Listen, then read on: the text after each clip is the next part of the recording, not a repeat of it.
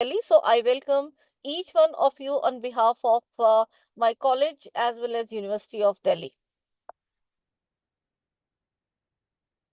As we begin our programs, we seek blessings from Guru Angad Dev Ji, the second of the 10 Sikh Gurus, in whose name we have kept the center's name, and we are taking his blessings further to work for the cause of capacity building of teachers. And I always say this is the center by the teachers and for the teachers.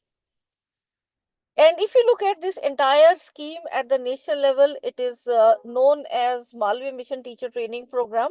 And this has been kept in the honor of Bharat Ratna Pandit Madan Mohan Malviya ji by the visionary leadership under our Prime Minister Modi ji. So remembering Pandit Madan Mohan Malviya ji as well, we take the proceedings further. And I welcome each one of you with this virtual bouquet of flowers. All participants who have joined from nook and corner of our lovely country, India, amongst them are administrators, teachers, research scholars, and others. And special welcome to our dynamic leadership from these two institutions who are collaborating with us. We have Dr. Vikram Agrawal, who is president of Punjab Association, and Dr. R. Shanti, who is the principal of Anna Adarsh College for Women. I'm so thankful to them, and on behalf of them, I will also extend warm welcome to each one of them. Also, our own very dear principal, Professor Swati Pal from Janki Devi Memorial College, University of Delhi, who has conducted many collaborative events with us. So I will like to extend welcome on her behalf as well to all of you. And in our core team at GAD-MMTTC, we have blessings of the Padma Bhushan Sardar Talochan Singh sir, who is the chairman of governing body SCTB Khalsa College. And we have a mentor as Professor Ved Prakash sir, former chairman, University Grants Commission, who will be actually taking both the sessions today and also the first session tomorrow. We also have Professor A.K. Bakshi, who is the founder VC PDM University Bahadurgarh, former VC UPRTO Allahabad. And in his stewardship, actually these centers have been evolved to where they are when we started as a team at IRRL, and then we got these national level projects. So always we are having guidance and support of Bakshi sir.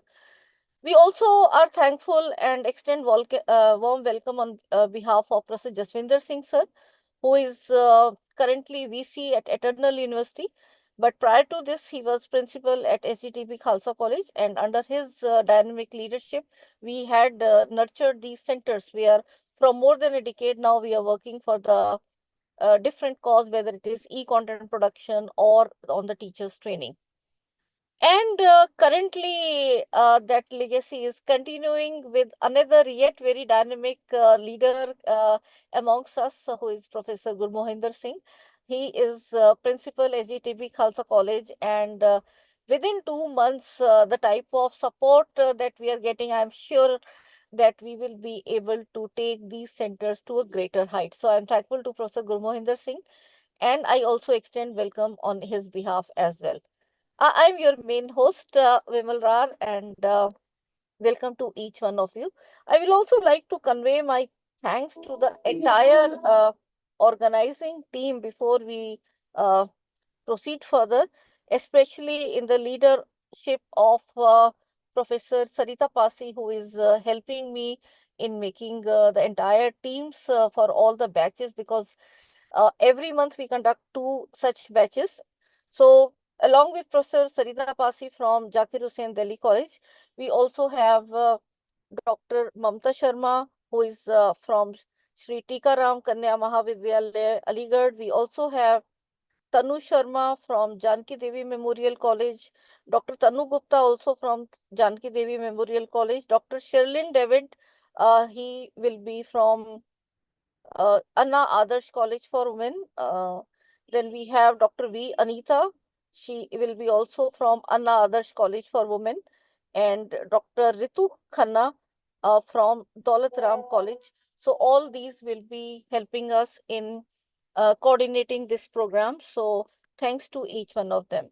And now I'll request all of you to join your hands to seek the blessings of the gods.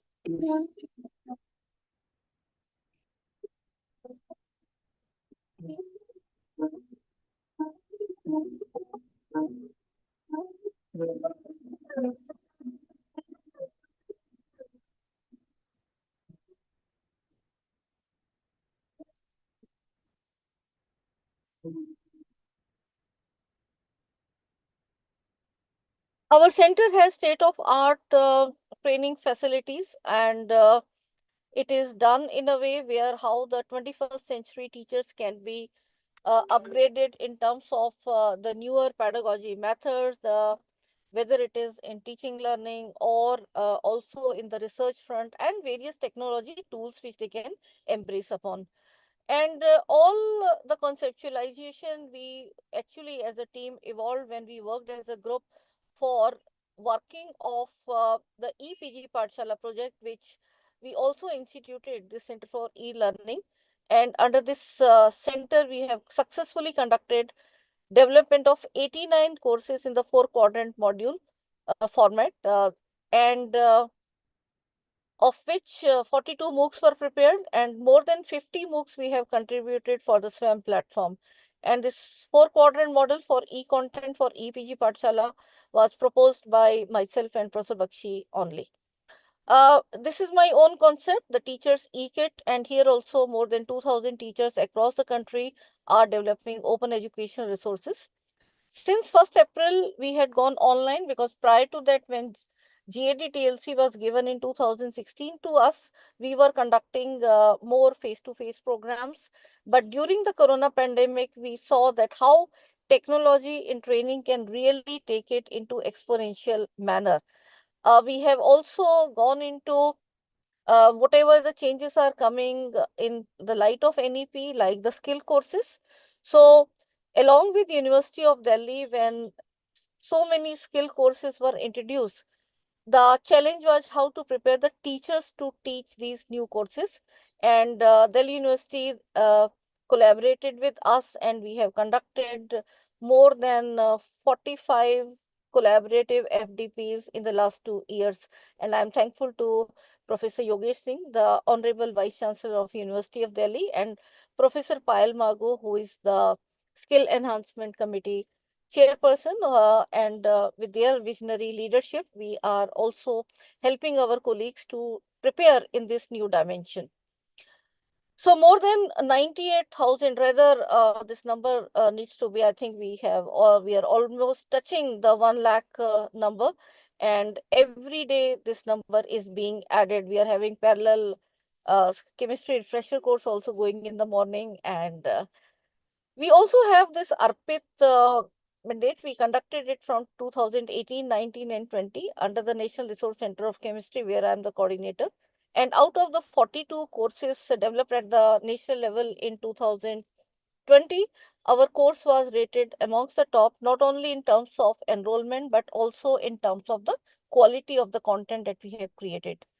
And because of this massive teamwork, I will say the GAD-TLC was recognized and selected as one of the 45 PMMTT centers.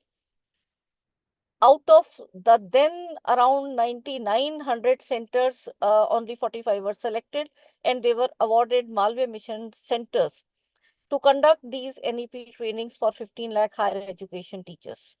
So you should know this nomenclature. Uh, Prior to uh, 5th September 2023, when the scheme was launched, they are academic staff colleges, or they were later on converted to Human Resource Development Center, HRDC. Uh, they are 67 of them associated with various universities across the country. In 2015 and 14, they were the scheme of Pandit Madan Mohan Malviya National Mission on Teacher and Teaching scheme was there, where we got the TLC. We were the first college to get the TLC, and there were around 9,900 institutions who got this scheme. Now, all of them have been collected looking at various parameters who can take this further, some joining and then merging and taking it further. So now all of them are called as Malviya Mission Teacher Training Center. So for the CAS requirement, it is now the MMTTC banner which will work. And in the new phase of training under this flagship program of Malviya Mission Teacher Training Program, the vision is to build competencies in the faculty for better teaching, learning, and research by exposing them to Indian values, updating knowledge and skills, and aligning teaching, learning, and research with the needs of society and NEP 2020. I think this vision statement encapsulates all what is required for all of us to be developing in us, and also uh, putting it in practice when we are doing implementation of NEP in our classroom. And that requires that, first of all, the first step should be we should know what are these various modules which have been put up in this NEP orientation program. So it is just an orientation. Don't expect that we'll be going into in-depth.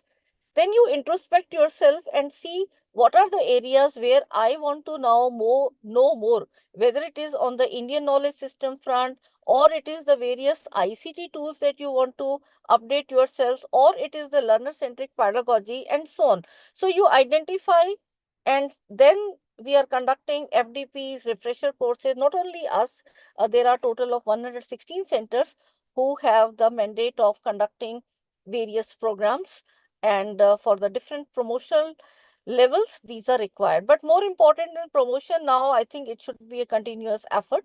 So this NEP sensitization and orientation program is actually for all, irrespective whether you have even gone to a professor level, or if you are in administration as well. So these are the 10 modules that we will be covering in 16 sessions. So they will be spreaded across 8 days. So you'll find from 5 to 8 p.m. In 8 days, we'll be covering these modules, which is holistic and multidisciplinary education, Indian knowledge system and multilingualism, academic leadership, governance and management, higher education and society, research and development, skill development, student diversity and inclusive education. ICT module will be there, autonomy to the institution and choice to the student, curriculum development, pedagogy and assessment. So what are these days? 8 days. Obviously, tomorrow being 2nd October, it will be off for my team and as well as for you. So there won't be any live session. So it will be 1st, 3rd, 4th, 7th, 8th, 9th, then 10th and 11th. Saturday, Sunday, we will be keeping off in between. And the next Sunday, which will be after the completion of this program, that will be 13th October, we will be giving you the 2 quizzes, which will be compulsory part of completion of this.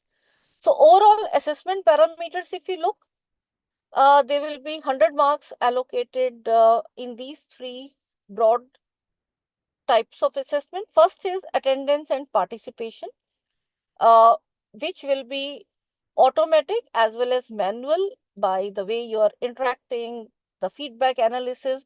Every session will have 3 feedback analysis, 3 takeaways. So please fill up that. The feedback links will be given only in the chat, not on the WhatsApp group, and you are not even permitted to forward it. So it has to be done live, and it will be randomly given during the corresponding session. And it has to be done only on Zoom. No recorded session will be provided. And the marks will be allocated, which will be out of 20. There will be 2 quizzes, and both of them will be having 40 marks each. There will be 40 MCQs, and the links will be provided to you on 13th October.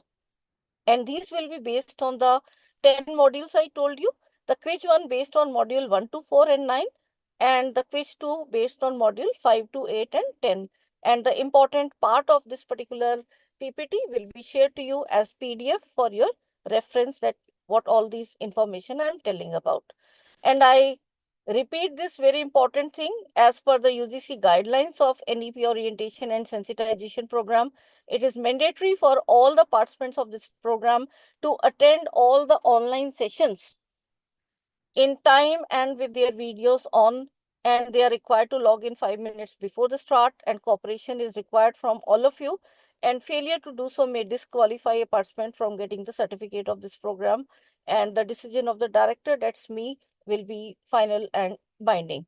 And I have put my team to be randomly doing all this part, and through technically from the Zoom admin part also we can see what all time you have been connected throughout. So please, when you log in, use your registered email ID or the phone number, and if you are using some other device, please rename yourself. These are the only three parameters. One is your name, one is your phone number, and one is your email. If you are not able to join with any of these, then it will be difficult for compiling your attendance. And please fill the feedback forms. There will be 16 sessions, so 16 feedback forms for the every session, and there will be 3 takeaways that I mentioned earlier also. And there will be, in addition, the 17th feedback form will be the overall feedback form. And this is how the certificate of participation will be provided as per the UGC template. And before Dr. Mamta has with Prakash sir joined, can you No, just check? he's not visible. Just tell the team also. Yes, I will tell. I'll also message him.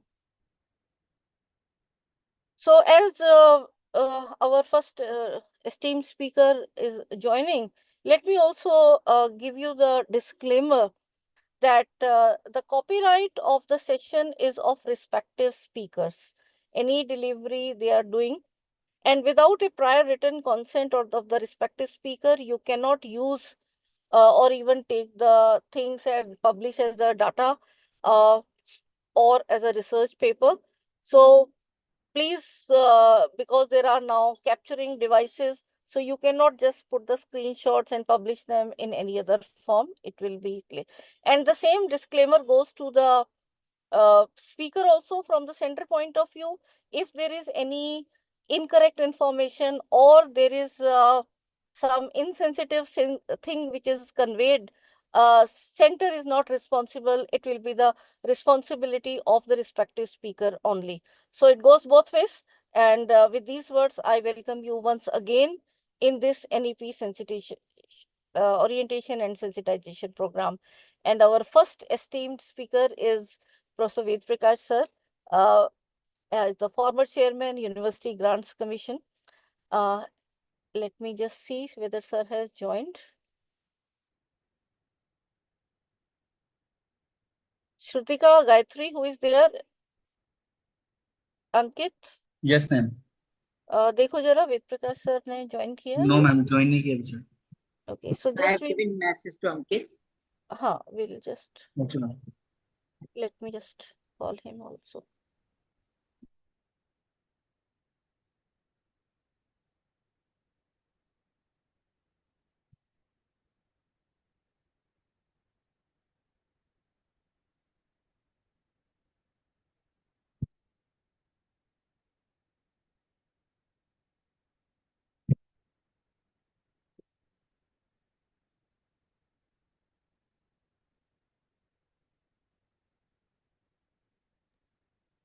So Dr. Mamta, do let me know.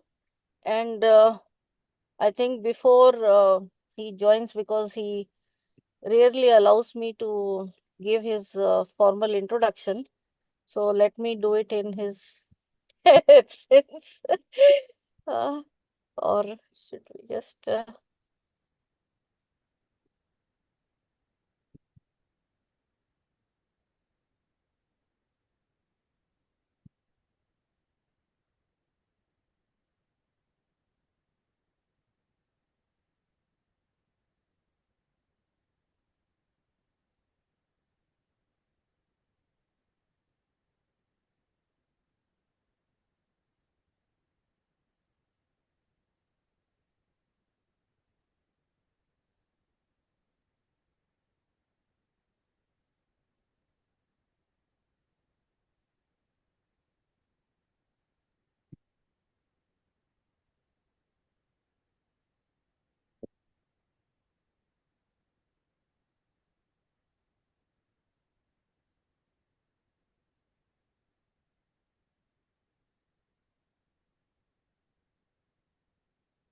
I think sir has joined. Please make him co-host. Yes. Yes, ma'am. Requesting sir, please put on your video and put him on spotlight.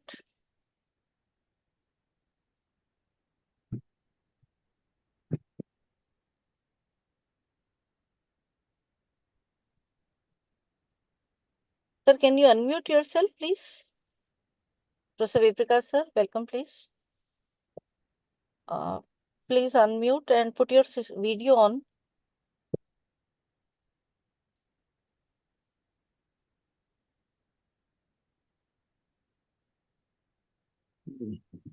So now you can unmute your co-host.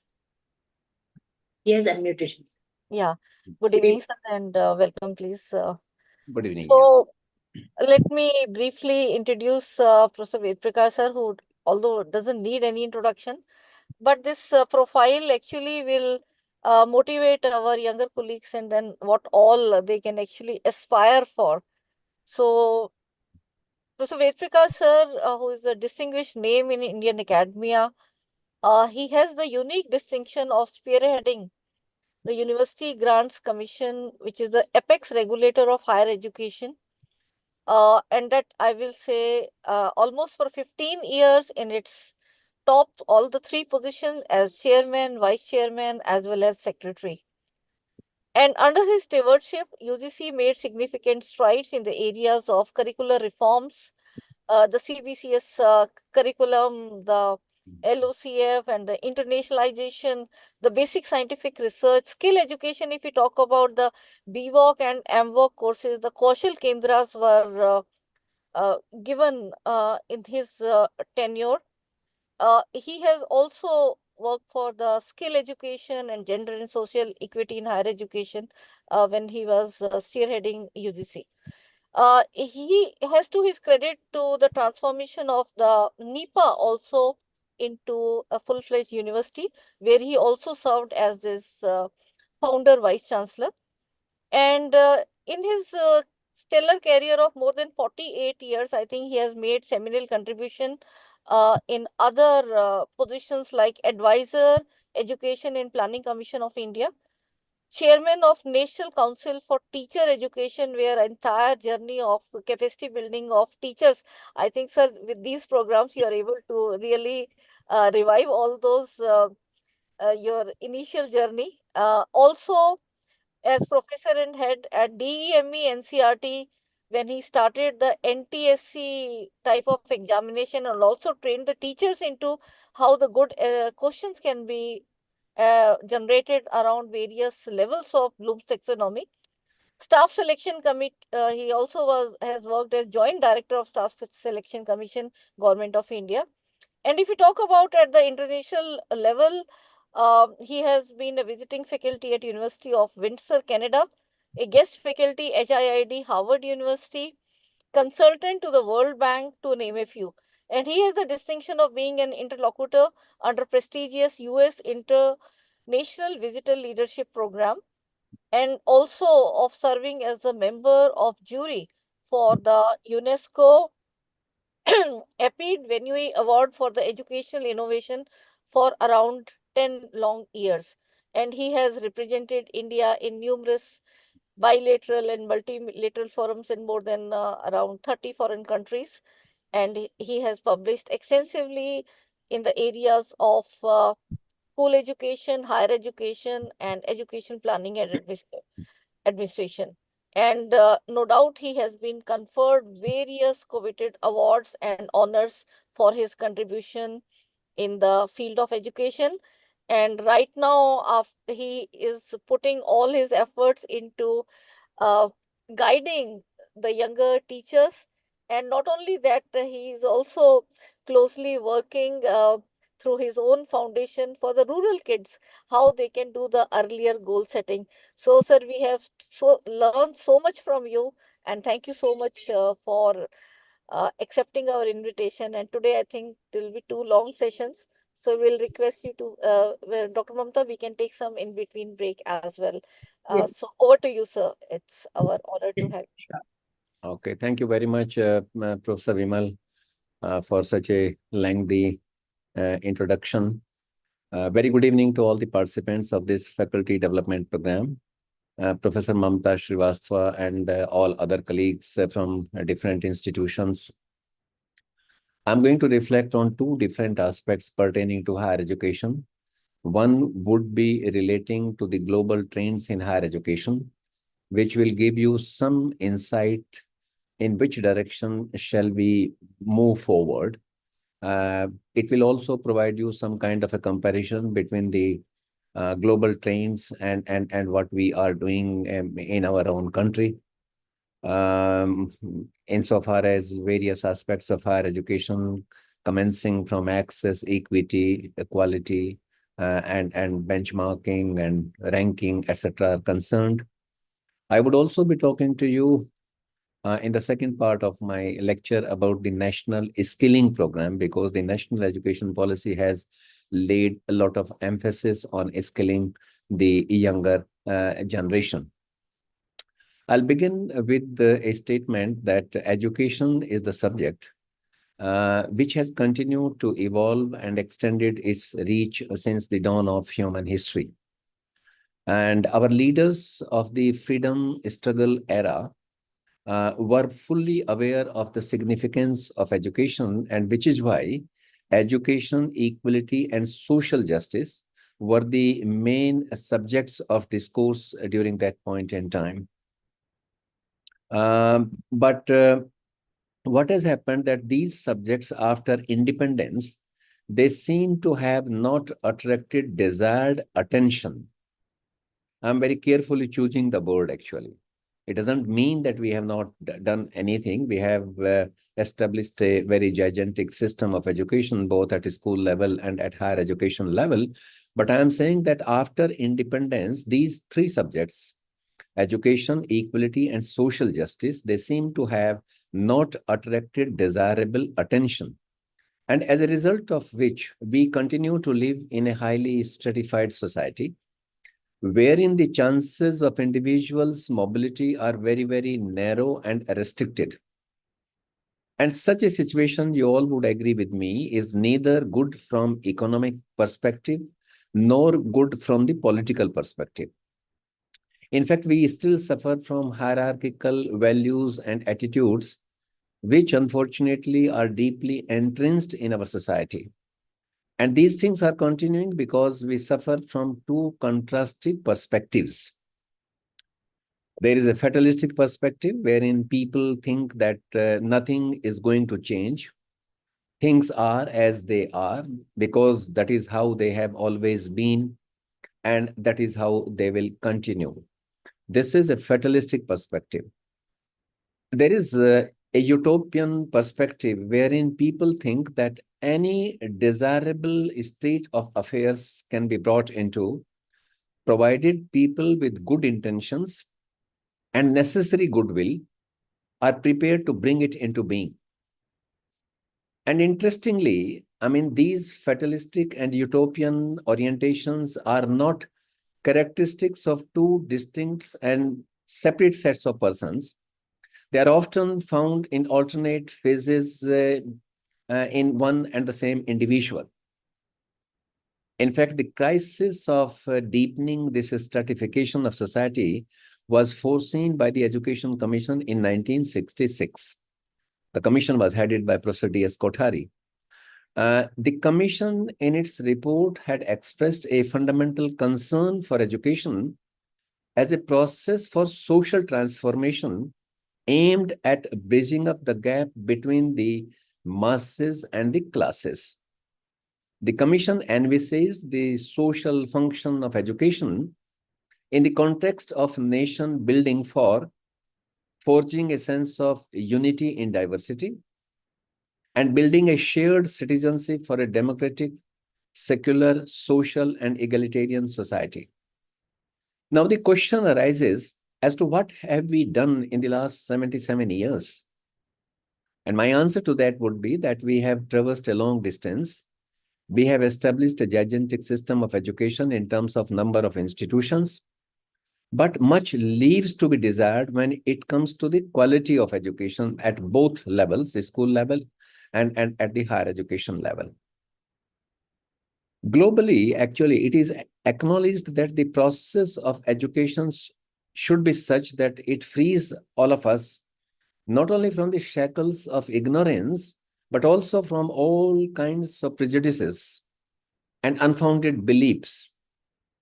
And education, being a lifelong process, must be a continuous process of self-discovery.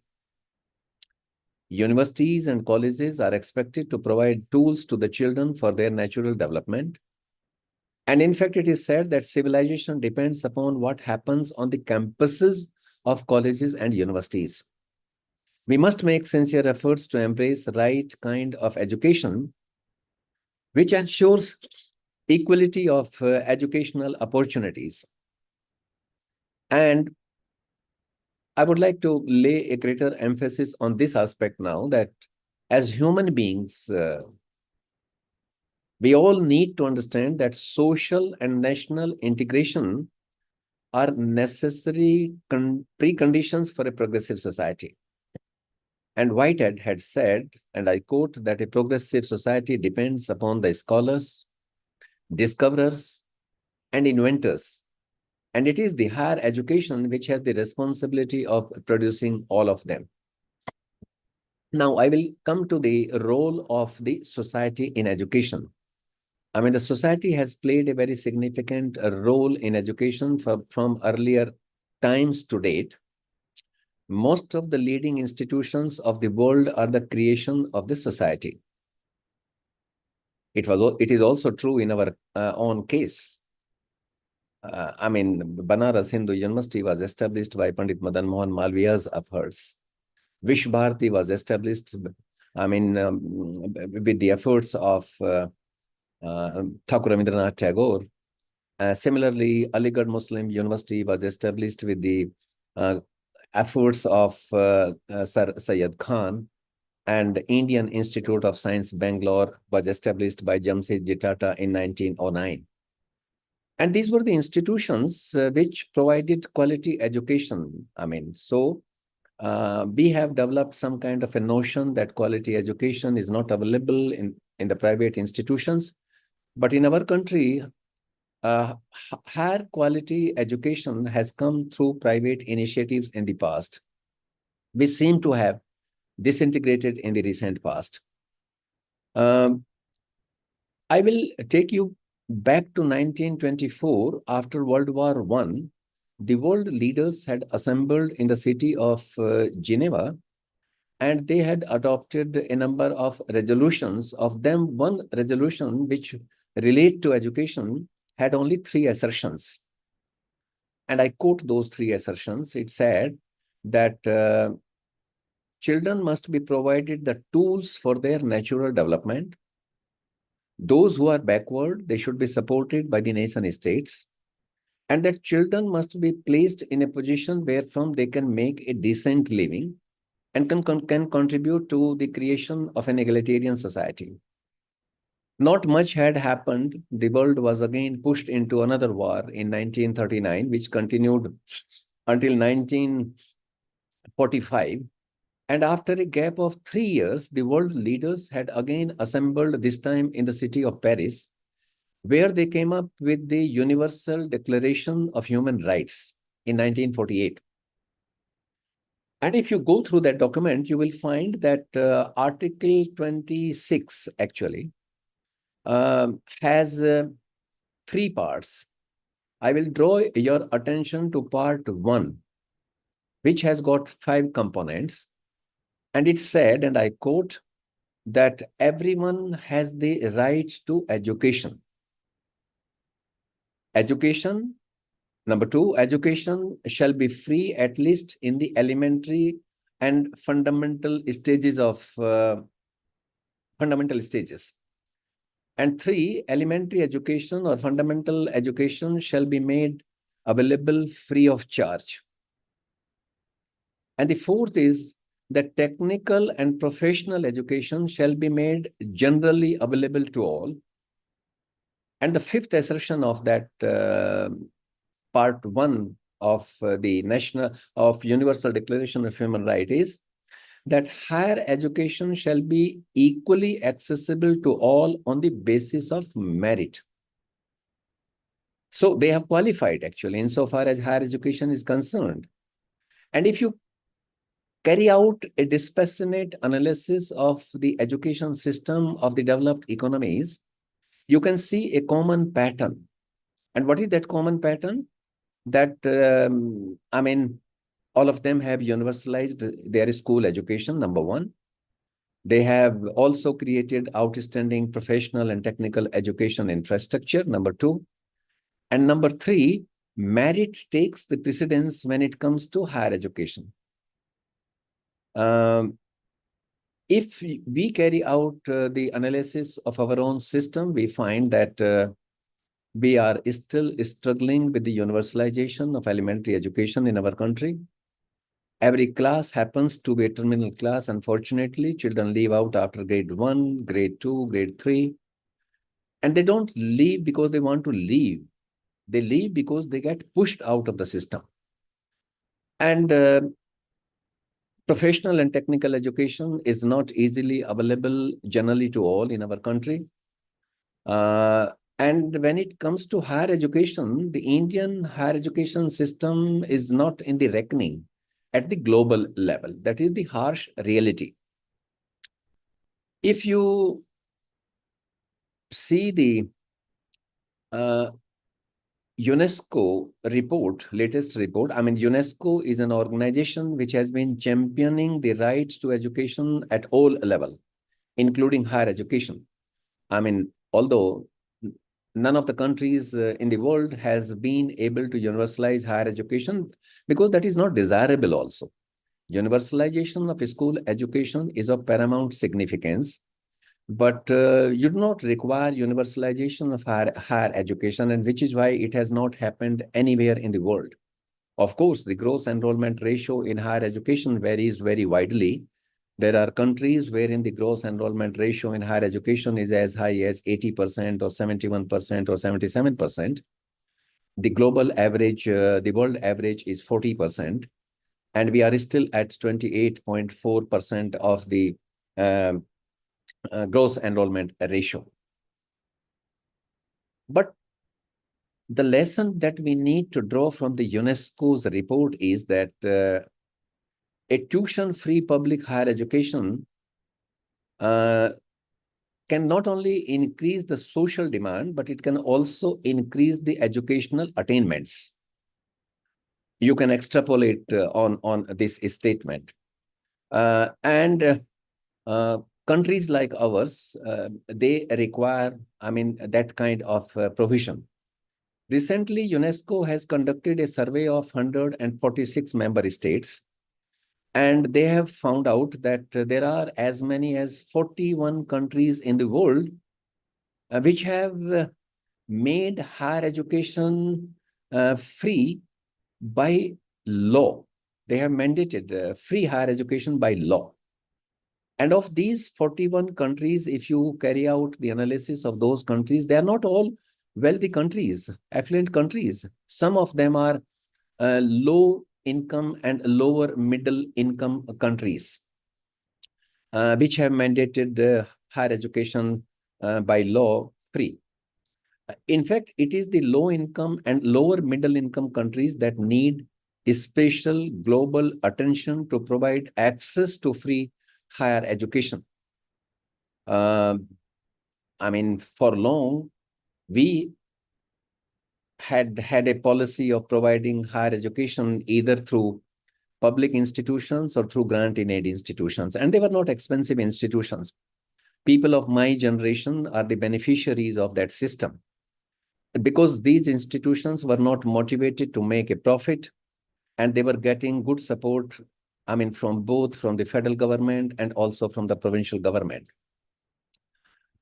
Centrally funded higher educational institutions are still providing free higher education to some select group of students, like the scheduled castes and scheduled tribes and OBCs. There are also some states which are providing free higher education to the girls and socially deprived sections of their domicile. But this situation in our country had changed since 1990s, actually, with economic liberalization, privatization, and globalization. And what has happened that this has led to slow but steady withdrawal of the state from higher education. It has led to rapid rise in high fee charging higher educational institutions. Though the process had started with the professional and technical and medical education, but very soon, I mean, it engulfed all kinds and all types of higher education institution. You might see some of the centrally funded higher educational institutions are also offering so-called self-financing programs, wherein the tuition fee is pegged at a higher level. If I were to sum it up, I would say that in our country today, insofar as higher education is concerned, cost recovery has now become a norm, then an exception because of withdrawal of state support. This is one message that you need to understand and you need to know. If you look at the growth of higher education at the global level, the global data report shows that the past 2 decades have seen a significant growth in enrollment, although millions around the world are still not having access to higher education. Enrollment has increased in all groupings, but at different rates. There are about 235 million students enrolled in higher education at the global level. As I told you earlier, the global gross enrollment ratio in higher education has increased from 19% to 40% in the past 2 decades. There are about 88,000 higher educational institutions in the world, and we have the largest number of higher educational institutions, which is close to 53,000 higher educational institutions in the name of central universities, institutions of national importance, state universities, institutions deemed to be universities, and colleges offering undergraduate, postgraduate programs. And apart from them, we also have some stand-alone institutions which are offering the certificate or diploma programs after the +2 stage. The second country happens to be the United States of America, which is having close to 4,000 higher educational institutions. Then comes China with about 3,000. UK, Australia, and Canada, they are relatively smaller system insofar as the number of higher educational institution is concerned. But I would like to draw your attention to the fact that there was a time when we were having the gross enrollment ratio as much as the China had. But China in the recent past has touched 50% gross and 60%, almost 60% gross enrollment ratio in higher education. And we are still having 28.4% of the gross enrollment ratio, which is much lesser than the world's average, which is 40%, and much lesser than the China, less than China, because that China's gross enrollment ratio is around 60%. If you look at the national education policy, we have set a goal for ourselves that in the next, we brought out this policy in July 2020. 4 years have gone by. And at that time, we had set a goal for ourselves that in the next 15 years, we are going to increase the gross enrollment ratio from 25% to 50%, which means that we took about 75 long years to reach from 1% gross enrollment ratio to 25% of the gross enrollment ratio. And that in the next 15 years' time, we want to double it, which would also mean that every second person in the age cohort of 18 to 24 or 23 will be in higher education, which also means if you extrapolate it, you would find that you will have to grow at the annual growth rate of 4.2%, which seems quite unlikely unless we do three things. Number one, we set up newer institutions in areas where institutional density per 100,000 population is very low, like in the state of Jharkhand, some part of West Bengal, Chhattisgarh, Bihar. And number two, we use the residual capacity of existing institutions, because in our country, you have institutions of higher learning with 400 students, with 300 students. You also have universities with less than 1,000 students on their campuses. And therefore, what we need to do is that we need to utilize the residual capacity of those institutions. The third thing is that since we have information and communication technological tools available to us now, and therefore, if we can embrace the emerging models of higher education, like the hybrid model, like the flipped classroom model, like the online model, or and combine it with the open and distance learning mode of delivery, I think it is a doable proposition, provided we follow a multi-pronged strategy in higher education. Another major concern in higher education is about the gender equality. Globally, you will be happy to know that access to higher education has increased at a faster pace among women than men in the last 2 decades. The gross enrollment ratio among women has increased from 19% to 43%, as against from 19% to 37% among men. This is also the trend which you can see in some of our states. For instance, the gross enrollment ratio of women in the state of Tamil Nadu is over 44%. And similarly, if you look at the state of Punjab, you will find that the gross enrollment ratio of women in higher education is 30%, as against 25% among men. So we are, in line with the global trends insofar as the gender equality in higher education is concerned. Though there are very wide variations. For instance, in the state of Bihar, I was looking into the data. The gross enrollment ratio of women in higher education is only 16%. So it varies. Many a time when we look at the aggregated figures, we lose the sight of the problem actually, because the aggregated figure provide us a different picture, and which is why we should go in for mapping at the provincial level and at the regional level. Another concern, which is a major concern in our country, and that is also a concern at the global level, if you look at the participation rate of women in STEM disciplines, exact sciences, technology, engineering, and mathematics, you would find that the participation rates of women is 18 percentage point lesser than the participation rate of men in these STEM disciplines. And similar is the situation in our country. In fact, in our country, if you see the participation rates of women in premier institutions like IITs and IIMs, ISERs, and some select central universities, you will find that they are lesser in number than the boys. So that is a greater concern for us. And this can be addressed not only by providing interventions at the higher education level, it also requires interventions at the school level, so that we can direct the girls in larger number in the exact sciences and mathematics side.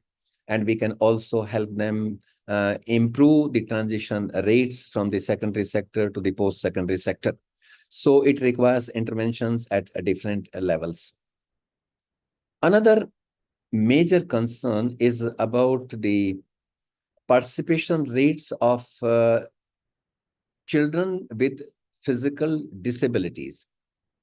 it is estimated that at the global level, we have about 1.3 billion people with one kind of disability or another. And the participation rate of children with disabilities in higher education is half of those who are without disability. So if the global gross enrollment ratio in higher education is 40, you will find that the gross enrollment ratio of children with physical disability is only 20%. And in our case, it is much lesser actually. I was comparing the data of the United States of America and Great Britain with that of our own data, and I found out that physically challenged children in US and UK, if you see the number of children holding bachelor's degree, it is 18% both in UK and US. But in our country, only 6% boys and 3% girls with physical disabilities are the bachelor degree holder. And this is primarily due to poorer transition rates of disabled children from secondary sector to the post-secondary sector, and lack of support in terms of infrastructure, teaching, learning material. I think we need to pay greater attention to these parameters with a view to increasing their participation rate in higher education. Another major concern is about the skilling gaps. If you see the fourth industrial revolution impelled by the rapid advances in artificial intelligence, robotics, and other emerging technologies, have created skill gaps across all industries.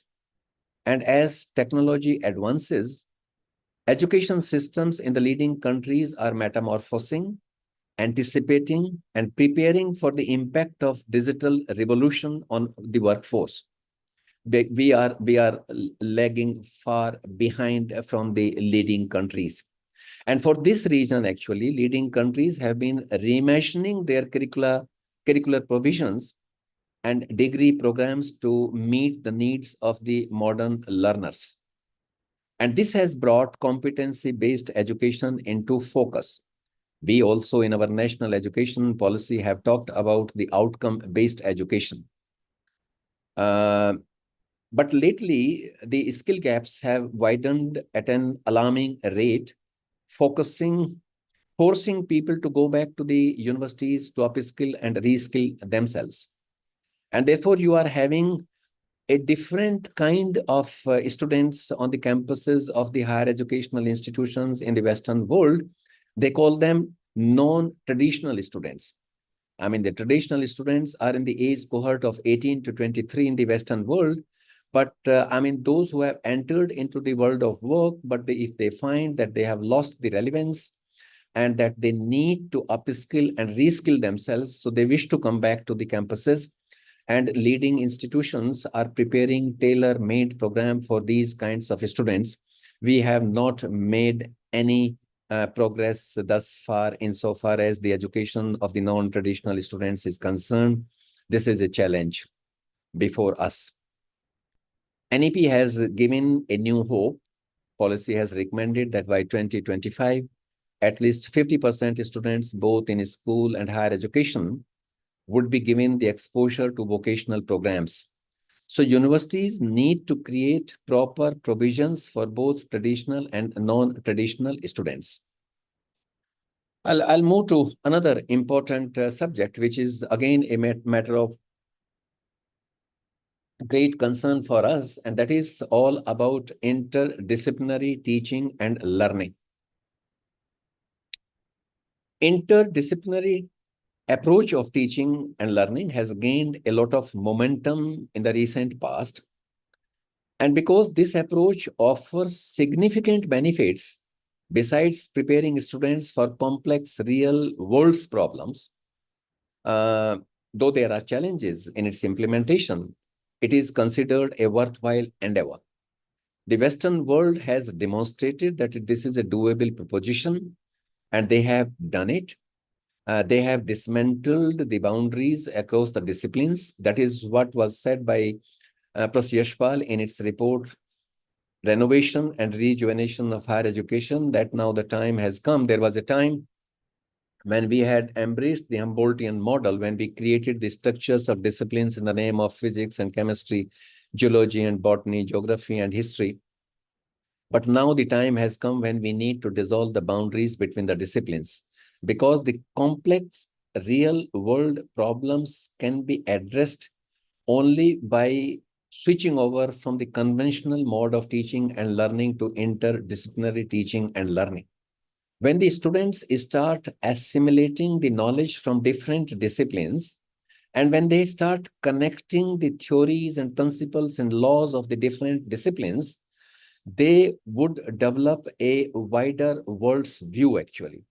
They would develop the analytical ability, critical creativity, problem-solving abilities in much better a way.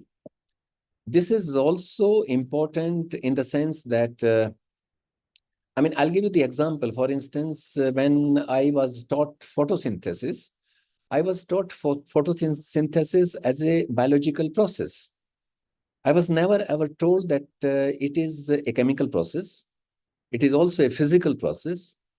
It is also an agricultural process. It is also a geographical process. I mean, how the rate of photosynthesis accelerates in different areas. And when the, the sun rays or light falls on the chloroplast, the electrons which remain in a very passive state, they get activated, and the way they release the energy. Similarly, when I was taught periodic table, I was taught periodic table as a chart. I was never ever told that it is related to the life sciences. We come to know about it only when we find that someone has been put on to the ventilator and that the calcium level or the magnesium level or the sodium level has gone down. And therefore, the time has come when we need to switch over from the conventional mode of teaching and learning to interdisciplinary teaching and learning. And what would it require? It would require a thematic approach. It would require integration of different disciplines. It would require project-based teaching and learning. It would require team teaching. I mean, there are challenges involved in it, but the Western universities have demonstrated that it can be done, and they have done it. Similarly, the another challenge is about the interdisciplinary research. We have talked about it in our national education policy that we should switch over from the disciplinary research to the interdisciplinary research. But what is happening on our campuses that we are still continuing with the disciplinary research. Very few, institutions might have switched over from disciplinary research to multidisciplinary research, but there is a difference between a multidisciplinary research and interdisciplinary research. So we need to switch over to interdisciplinary research for the purposes of addressing the needs of the modern world. And I'll give you an example. If you see the Nobel Prize winners, if you analyze their areas of operation, I mean, people who have received the Nobel Prizes in the last 2.5 decades, you would find that majority of them are those who have defied the basic boundaries of a particular discipline. Because the new knowledge lies at the intersections of different disciplines. And which is why, I mean, the Western universities or the leading institutions of the world are reimagining their curricular provisions and switching over to interdisciplinary teaching and learning and interdisciplinary research. This is another thing that I thought that I would like to highlight, and this is one of the biggest challenges for us. Equally important challenge is about the role of technology in higher education. Technology has always played an important role in the society.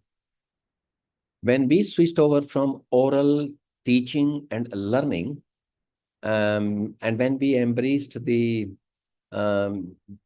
printed material, I mean, that was a miracle happened at that point in time. That was also a technological advancement. But today, currently, we are living in an era where technological advances are more common than anything else. In fact, there is a race going on between education and technology, and this race is going to accelerate. Most of us were caught unaware, actually. I'll give you the example of myself. When we were provided, I mean, in our department, we received one computer in 1983, and there was no taker of that computer. And it was thrusted upon me by the head of the department. I sat in front of that computer for about 2 to 3 days, and then I went to the head of the department and said, "Sir, better you give it to somebody else. I cannot cope with it." I had to pick up those skills at a much later stage, when I got an opportunity to go to the Western world, and I was handed over a laptop, and the university authorities said that I will have to uh, interact only through this little machine. I had to struggle a lot, and then I picked up. Many of us were caught unaware by the technological advancements during the COVID time. We were not used to talking to the people through the electronic devices. We were not at ease, but many people have overcome those kinds of difficulties. Leading universities have been promoting the use of digital tools like mobile learning, digital content platform, e-learning, artificial intelligence writing tools, wearable technology. The sorry, what is this? The sorry, cloud computing, gamification of learning, social media in learning, adaptive learning, automated assessment, etc. Online learning is gradually becoming more prevalent. And while some universities have started offering full degree program in online mode, even in our country, University Grants Commission has come up with an integrated regulation. And universities which have received the CGPA of NAC 3.26 and above, or which have figured in the first 100 in 2 successive cycles of the National Institutional Ranking Framework, they can offer 3 undergraduate programs or 10 postgraduate programs in through online mode in areas in which they are offering the conventional programs. I mean, I think that is the stipulation. I mean, there are companies. Number of companies like Coursera, edX, Udacity, and Shum. I mean, they are partnering with leading institutions to solve the most pressing educational needs. Virtual reality is another technology that is being widely used in the Western universities, as it enables remote students to take part in lab exercises in an online mode. We are still far behind from the Western universities, though we had started the use of the technology enhanced teaching and learning through GSAT in 2004, sorry. And the IITs and the Indian Institute of Science, Bangalore, they together came up with the National Program on Technology Enhanced Learning, which was popularly known as NPTEL program. UGC had also launched EPG Pathshala program under NME ICT in 2009 and developed about 29 undergraduate programs and more than 70 postgraduate programs. The idea of online mode of delivery in Indian universities was mooted in 2016 when I was with the University Grants Commission. But at that time, because we did not have adequate preparations, so we thought that only 20% of the course content should be transacted through online mode and 80% should be transacted through the conventional mode of delivery. But because of the emerging demand of the university system, now the UGC has opened up that channel and universities can offer, full-fledged online undergraduate and postgraduate programs today. The another important aspect is about the diversification of campuses in terms of student population and in terms of faculty recruitment. Countries which have addressed these concerns have become the most sought after destination for higher education. If you see the mobility of the international students, you would find the latest figures reveal that the mobility of international students has increased from 2 million to 6 million in the last 1.5 decades. US, Australia, Canada, China, and Singapore. Singapore and South Korea, they are emerging as newer hubs for the international students. But United States of America continues to be the most sought after destination for centuries. US alone is hosting more than 1 million international students. Canada is hosting close to 800,000 international students. UK is also hosting more than 600,000 students. And interestingly, in the recent past, China has come up with such proactive policies that China is hosting around 500,000 international students on the campuses of its universities. But when we see our own system, because we have not come up with proactive policies, we find that we are hosting hardly 47,000 international students on our campuses, and that too only on the campuses of a select institutions. And that too, students from the neighboring countries like Sri Lanka, Bhutan, Maldives, Bangladesh, and some students from the Middle East. So in the national education policy, we have said that each institution should have a separate office for international students, and that we must diversify our campuses because our students are going to be the beneficiary of that. They will learn a great deal by way of interacting with the children coming from diverse background. That is what is the main purpose of the higher educational institutions. But we need to work a lot on that aspect. UNESCO has been asking the countries actually to come up with a well-articulated system of flexible learning pathways. And why the UNESCO is saying so, there is a reason behind that. Because of the massive influx of students coming from diverse background, and because each student has its own learning trajectory, and therefore they require that kind of flexibility. They not only require multiple entry and multiple exit options like we have proposed in the National Education Policy 2020. They also require freedom to choose what to study, how to study, where to study, and when to study. And it is primarily for that reason that UNESCO has been asking for quite some time the countries to come up with flexible learning pathway policies. We have not been able to institutionalize that yet. I think we need to learn a great deal from the Western institutions insofar as creation of flexible learning pathways are concerned. There are about 11 different flexible learning pathways. What we can do is that we can look into our own context and see which one can help us the most. These flexible learning pathways, there are a number of benefits of that. They not only widen the participation of the children, they also provide better responsiveness.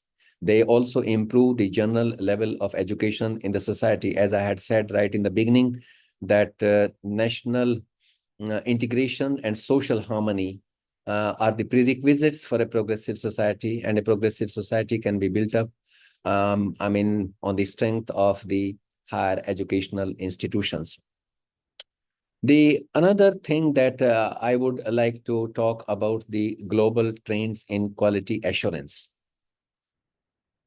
Quality in higher education, one thing is said about quality that education cannot be bereft of quality. How can education be bereft of quality? But the concept of quality seeps into education when either of the two stakeholders, the teachers or the students, fail to fulfill their educational aspirations and educational expectations, which is why the concept of quality seeps into education. Otherwise, education cannot be bereft of quality at all. And I'll tell you that in 2019, an international conference was held in China, and the world leaders had tried to come up with a universal definition of quality, but they couldn't agree actually on a universal definition of quality. And eventually they said that quality is a social construct, and therefore it will remain a moving target.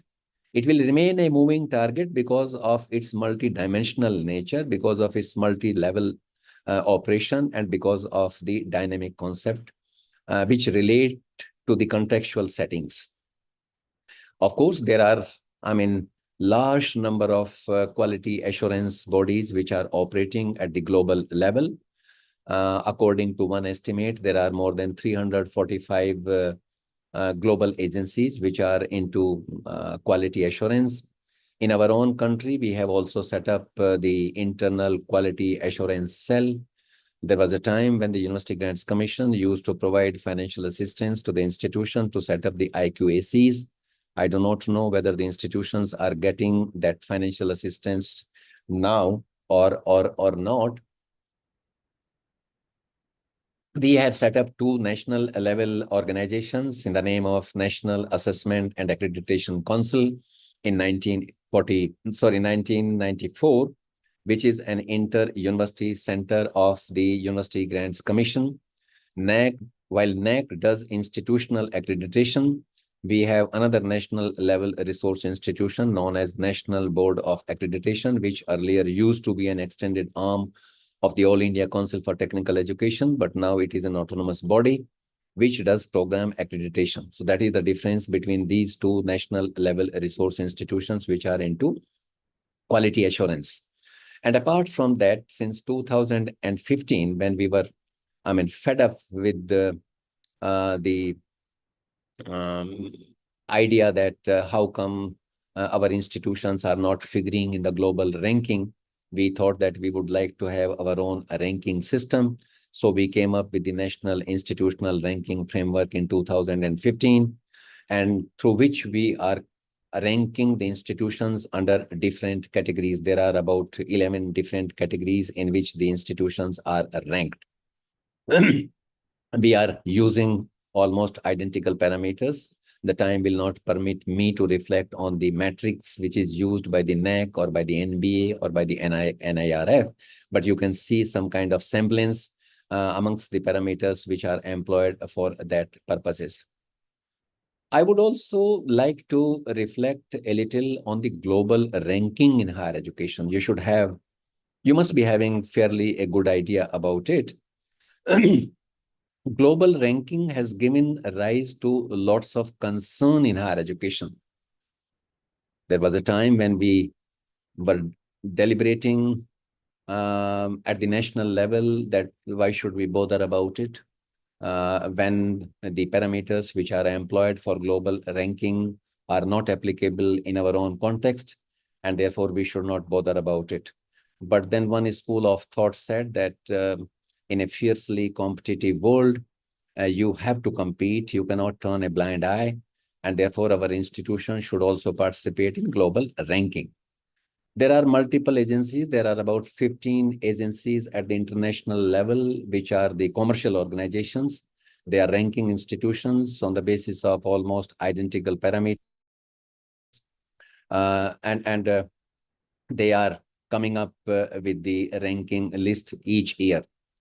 I was looking into the QS Global Ranking 2025, which has recently come up.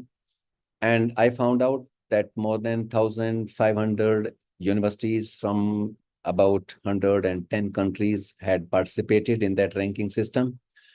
And I was looking into the top 10 universities, and I found out that 4 of them were from the United States of America, 4 from Great Britain, 1 from Switzerland, and 1 from Singapore.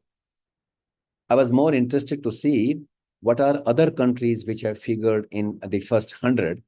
And when I went a little deeper into it, I found out that of the top 100 universities in the QS Global Ranking 2025, 24 again happen to be from the United States of America. They continue to dominate. 15 from the United Kingdom, 9 from Australia. And interestingly, I wanted to see how many universities from China has figured into that list. And for your kind information, 5 universities from China have figured in the QS Global Ranking 2025. China has invested a lot of resources in the recent past, and as a result of which, their universities have started capturing the significant positions in global ranking. From our country, about 90 different institutions had participated in that ranking, and it was only IIT Delhi which was ranked 150th, and then Indian Institute of Science Bangalore was ranked 211th, and most of our universities were in the lower categories. There are reasons for that. I will be talking to them. Let me first reflect about the global research trends, which is related to this qualitative aspect of higher education. Universities, of course, have the dual responsibility. On the one hand, they have the responsibility to serve the society by preparing workforce at the lower level, at the middle level, and at the higher level. But then the universities also have the responsibility to address the global concerns through research, on the other hand. And the modern societies need a greater number of research universities. In our national education policy, we have said that we will have 3 sets of institutions: research-intensive universities, teaching-intensive universities, and autonomous colleges with degree awarding powers. This is one of the major intents that we have expressed in our national education policy. If you look at the research share of different countries, in the global research, I was looking into the share of China in global research.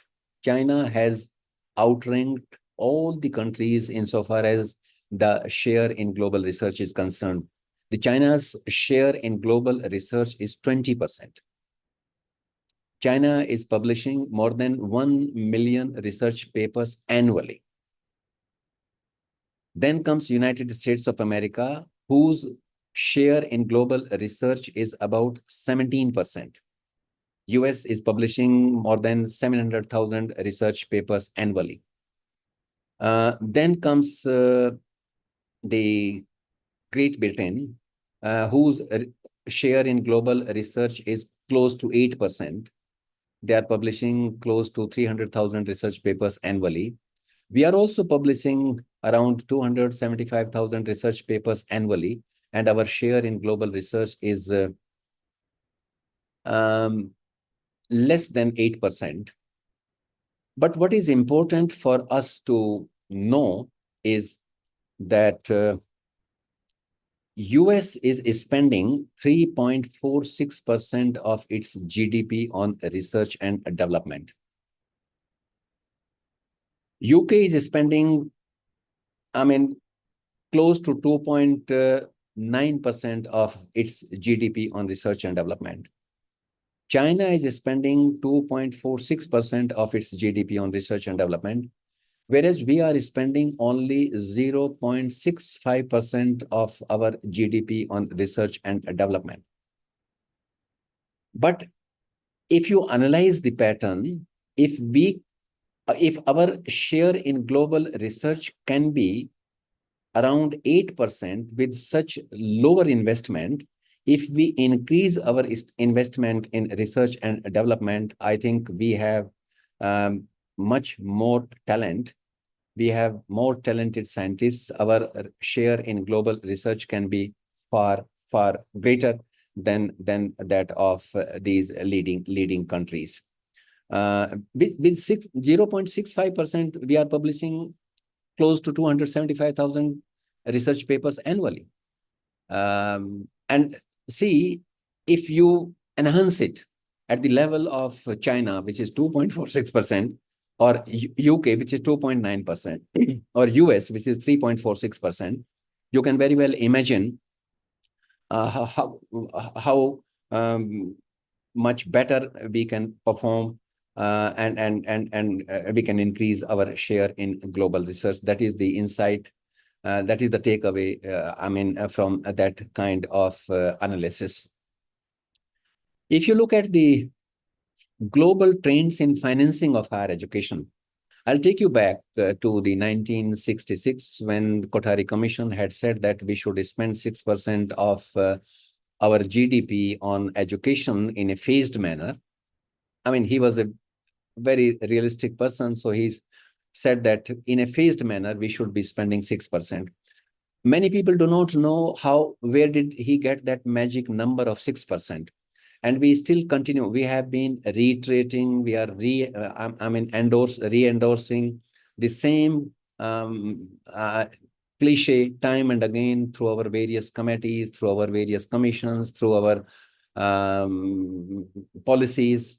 Even in the recent policy, we have said that states and center together must spend 6% of the GDP on education at the earliest. That is what the statement is. But he got that magic number because he looked around and he saw that the developed economies were spending close to 6% of their GDP on education. He had not ascertained the quantum of resources required to support the kind of system that we had in 1966. Today's system is much bigger than what we had in 1966, actually. So we need to set up a newer committee to ascertain what quantum of resources do we require, to support the education of close to 40 crore children in the age cohort from 3 to 24. We might need much more. But interestingly, these countries which were spending 6% or close to 6% of the GDP on education, they still continue to invest 6% of their GDP on education. You Google and find out, the US is investing close to 6% of their GDP. Their GDP has increased, but then accordingly, the investment in education has also increased. So that is the global trends in financing of education, higher education is concerned. Australia is spending more than 6% of its GDP. Canada is spending close to 6%. China is spending more than 4% of its GDP on education. But we are spending, 3.6% of the GDP on education. And most of the federal resources, actually, though education happens to be on the concurrent list, and concurrency means meaningful partnership between the federal government and the provincial government, but most of the federal resources are consumed by the centrally funded higher educational institutions. Very little resources go to the state level higher educational institutions. And the decreasing funding from the states and federal government is making the lives of the universities very difficult. So we need to invest much more. Now, what is the way forward? I have reflected on these aspects. So let me tell you quickly what is the way forward. Then we will have a break of 15-20 minutes. I will have to reflect on the national skilling program as well. Evidently, I mean, all of us know that higher education is undergoing significant shifts in recent years. And with rapidly changing landscape, the public sentiments about the value of higher education provided by most of the institutions is also shifting. People are asking difficult questions, and the policymakers and the policy implementers and the political executive, they have very weak answers to those questions which are asked by the public insofar as higher education is concerned. I mean, we still are facing enormous amount of challenges, be it relating to the shortage of faculty, be it relating to access. As I told you that the girls' participation rate in higher education in the state of Bihar is only 16%. Issue of equity, I mean, the gender equality, rising cost, the cost of higher education is increasing in leaps and bounds, and we are not able to meeting out the need, post-admission needs of the children who find births in higher education. Declining enrollment. I mean, there are surge in some disciplines, whereas there are declines in certain domains of knowledge. Insofar as enrollment is concerned, it is all cyclic. It has been there. It will continue to be there. For instance, people are now mad after the market-oriented programs. We find declining enrollment in subject areas like humanities and social sciences and languages. And if that trend continues, we will become a very weak society. That is yet another challenge. And therefore, the challenge for the leaders of the country is to protect the interest of these basic domains of knowledge, and at the same time to embrace the high opportunity programs which are needed to respond to the needs of the modern world. That is what is required.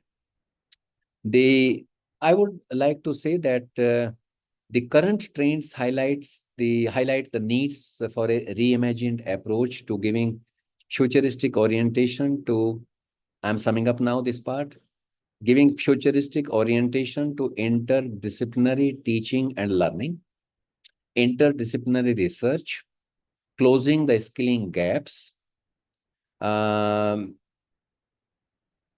switching over to the subject-specific benchmarking of learning outcomes, maximization of the use of technology, enhancing the student support services, strengthening the industry partnership, and enhancing funding, making use of diversified means for mobilizing resources, and strengthening of the faculty and improving operational efficiency. All this needs to be done from micro level. I mean, from the smallest unit of an institution, which could be the department, to the meso level, which could be institution as a whole, and to the macro level, which could include the entire ecosystem of higher education. And therefore, ladies and gentlemen, the key lies in continuous adaptation and evolution of educational offerings. And this would require a dynamic approach in this ever-evolving economic landscape, with this full support of the society, with the full support of the federal government and the provincial government. Higher education has to be put on the priority list. There is no other way out to become a vibrant society, to become a strong nation, because certain interventions which are required at the school level for the purposes of increasing the transition rates of girls to the STEM disciplines, increasing the transition rates of the physically challenged children into higher education, everything flows from higher education. And which is why higher education should be put onto the priority list by the federal government and also by the provincial government. That is what is needed. So I thought that I would like to reflect on these different aspects of higher education. I thought that I would like to give you a comparative assessment of our own system with that of the international system. It's not possible, I mean, to cover the entire gamut of higher education because it's a very vast field. But given the time limit, I think that is what was possible, and this is what I have done. I'll take the questions relating to this aspect of my address now straight away. Before we have a 15-minute break. I hope Mamta ji will agree with me. Yes, sir, sure. So I would like to take the questions from the participants now, insofar as this global trends in higher education is concerned. So, dear participants, you can unmute yourself and you can ask question. So, meanwhile, I will ask one thing. That Go ahead. what do you think that this GDP, it is so low for research and development in India? Yeah. Yes, it is low. Yes. Yes, So, it is low. So, means what is the reason behind it, sir? Means it's a political reason. The reason is your priority, actually, national priorities. What is the priority for the nation? It all depends upon that. So, which is why I have said in my opening remarks that education, equality, and social justice were the main subjects of discourse during our freedom struggle. Okay? And I have very carefully chosen the words. I had said that these subjects seem to have not received the desired attention after independence, and which is why we are living in a highly stratified society wherein the chances of individuals' mobility are very, very narrow and restricted, and which is neither good from the economic perspective nor from the political perspective. That ought to be understood by the political executives. See, without the commitment of the political executives, nothing can move because we have adopted that way of life. So in a democracy, I think the wisdom should prevail upon the political executives, and they should accord top priority to education. I had said during the analysis that we are still struggling with the universalization of elementary education, let alone school education. Though we have talked about the universalization of school education in the policy, but have we extended the Right to Education Act? பொருள் எல்லாம் எடுத்து போட்டுரும் பேசாம கல்யாணத்தை பண்ணிட்டு இந்த please அதான் தானே உனக்கு கேட்டரிங் வீட்டுக்கு வீடு கேட்டரிங் இருக்கு உனக்கு அது மாசம் நல்லா பயங்கர கஷ்டம் வேலை 24 மணி நேரம். Mute yourself, ma'am. Now Shweta Gupta and Santosh Singh first. You can unmute yourself. Sir, Santosh Singh is asking, how does one bridge the gap between developed and developing nations in the south? So, sir, Santosh, sir, you can unmute. In the south? Yes, he is talking about in the south. Yes, Santosh, sir. Global south, I meant global south. There is a discussion around the idea of global north and the global south. And they developed in that sense that I was seeking your response. Education is the only means, to bridge up the gap. I had said that the idea was to bridge up the gap between the masses and the classes. So education is the only equalizer, actually. It's not the money. Money doesn't give you the kind of empowerment which the education provides. Thank you, sir. And therefore, I would advise you to accord top priority to education in your families and in your relations, actually. We can live with limited means, but I think we must invest. We can invest time and resources on education. That is what is more important. Yes. Any other question?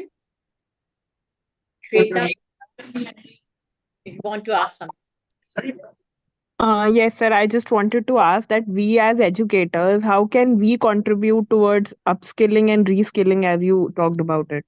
Yes, what you can do is you can look into the present requirements and you can integrate those skills and competencies in your existing curricular provisions. so that because you have the responsibility of preparing the children for tomorrow's world, and you cannot anticipate what would be the shape of the world in 10 years from hence or 15 years from hence. Though there are curriculum groups working in the Western world which are preparing the curriculum for 20 years from hence. And I got an opportunity to interact with one such group in Stanford University. And I put this question that how can you visualize? And they said that we are making certain predictions that what kind of jobs would be available at that point in time, what would be the requirement of the world, and accordingly we are designing the curriculum. And if we succeed 25%, and even if we succeed 25% of that, we would consider it a great achievement.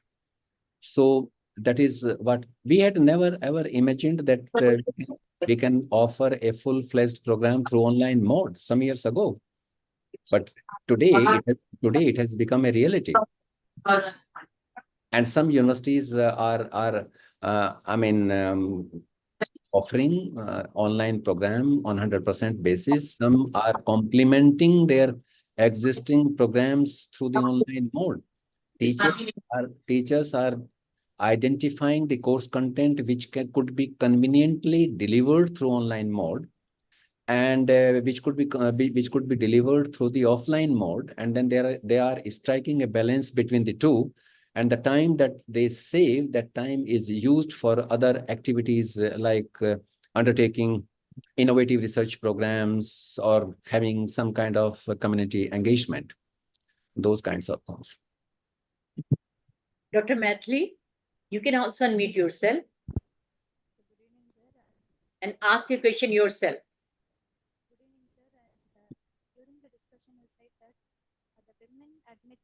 She is asking, sir. You have not unmuted yourself, please. So I'm not able to hear anything. Dr. Mathli, yes. If your device is not working, what you can do is your device is not working, perhaps. You can write it out in the chat box. She has written, sir. What is the question? In her question, that what's the reason that the ratio between men and women, male and female ratio, that is not good in IITs and IIMs? Yes. I mean, the reason for that is that we have not been able to provide proper interventions at the school stage. This would require interventions right at the level of the secondary stage. We not only direct the girls in larger number in exact sciences and mathematics, but we also will have to provide them support so that we can enhance the transition rates of girls from secondary sector to the post-secondary sector. That is what is needed. I mean, girls are in no way inferior to boys insofar as the quantitative aspect of life is concerned. I mean, I often give the example of Marie Curie. Look at the renowned scientist of the world. She happens to be the only scientist in the world thus far who had received the 2 Nobel Prizes, one in physics and another in chemistry, which are exact sciences. So and she was working under very difficult conditions. I mean, Poland was invaded by the Nazis. Universities and colleges were shut down. She joined a floating university. She would attend the classes during the night, and even that was abandoned. She had to go to Paris, and it was there that she became Marie Curie. So,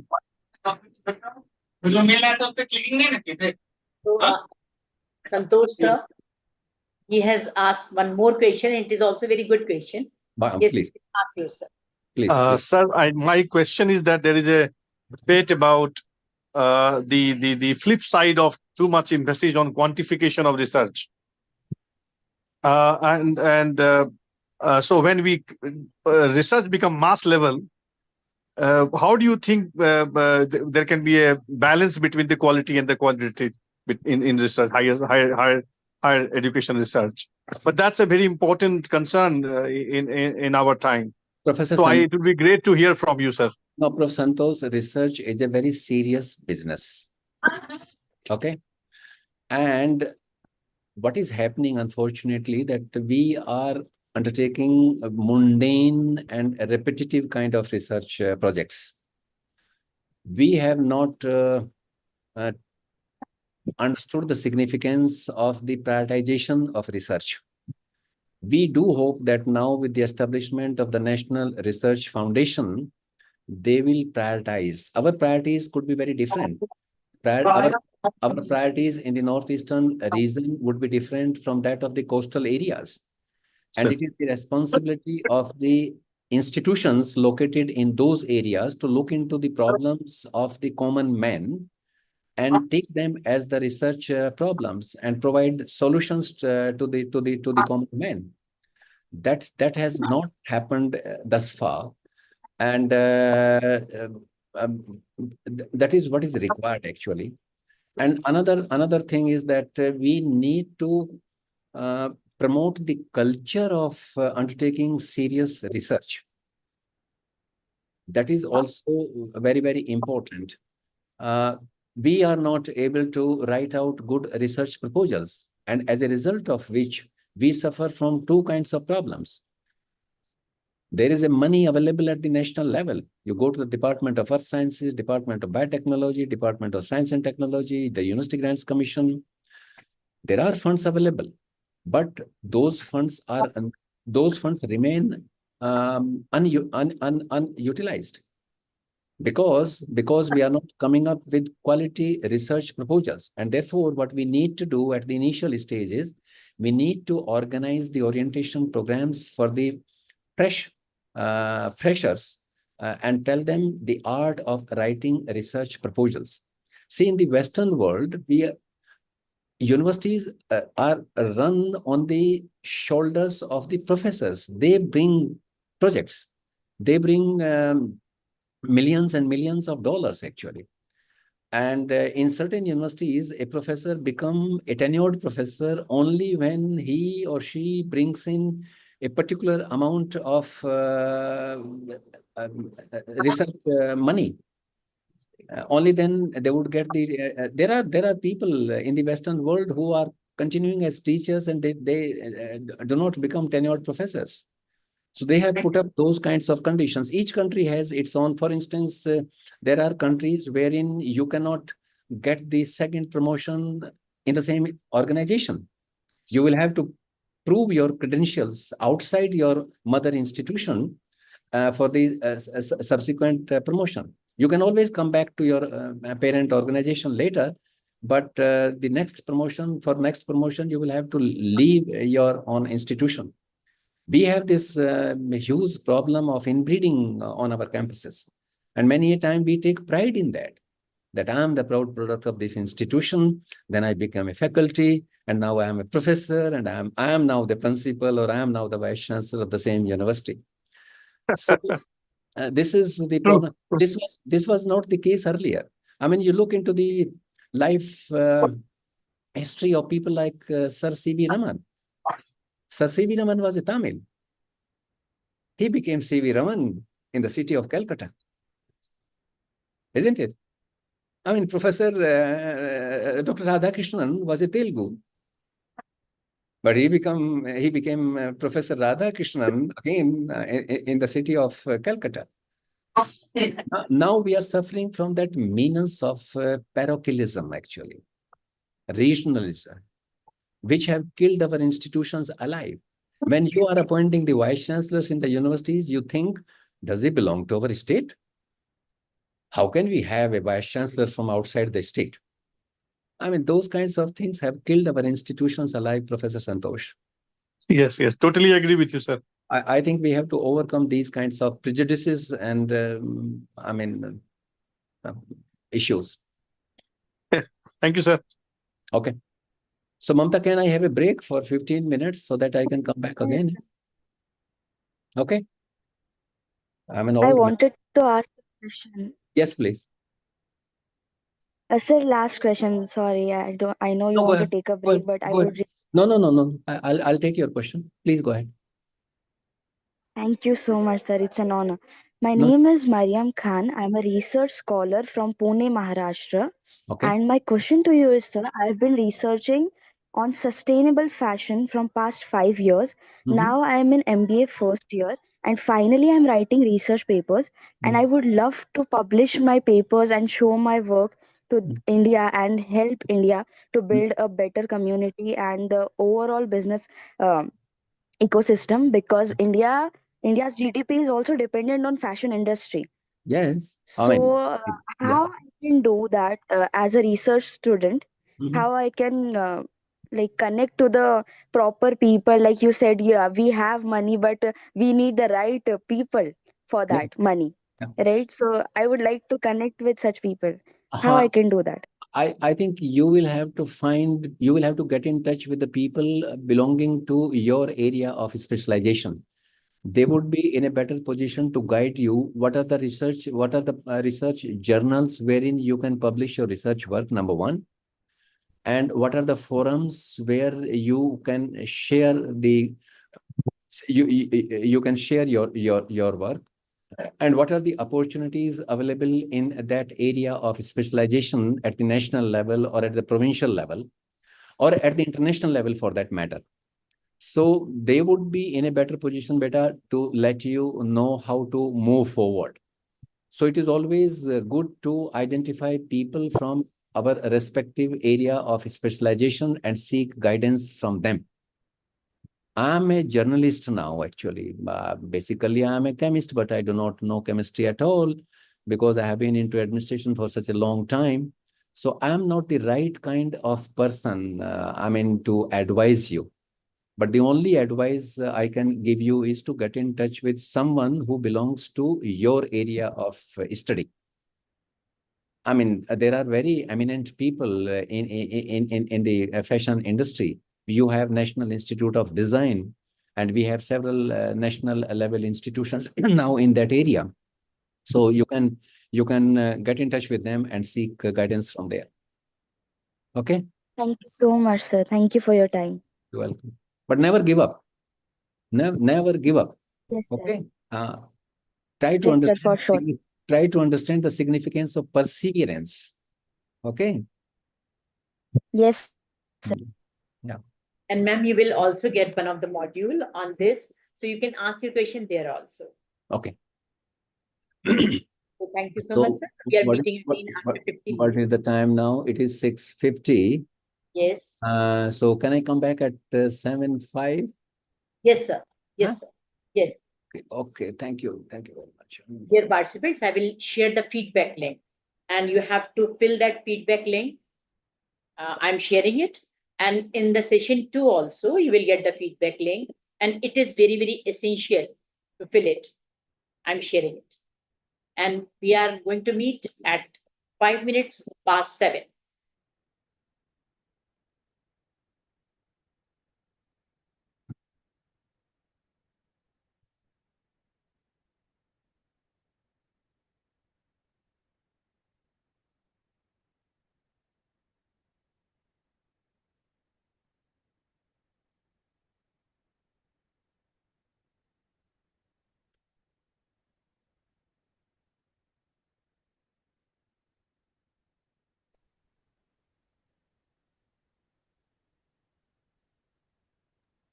ma'am ma'am मैं अंकित बोल रहा हूँ मेरा WhatsApp नहीं चल रहा है आप एक बार लिंक शेयर वो कहते हैं फीडबैक शेयर कर दीजिए ग्रुप में मैं करती हूँ Ankit I am just doing it I am because you know that meanwhile I did not want it to be disturbed because sir was there. Okay, I'm yes. doing. Okay.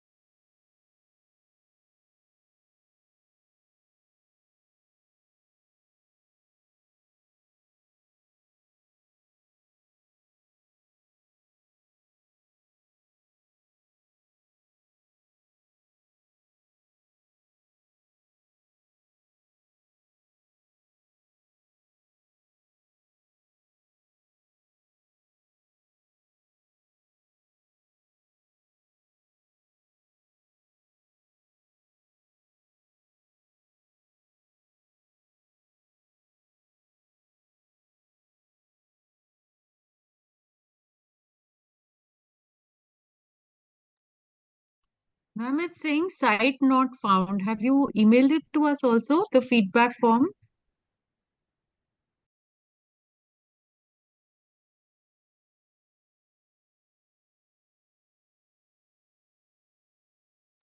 Ma'am, you have shared two forms. Do we have to fill all the two? Where have they been shared? This one can't be opened. I tried. The one on the chat. No, it's opening. I just opened it. It's opening.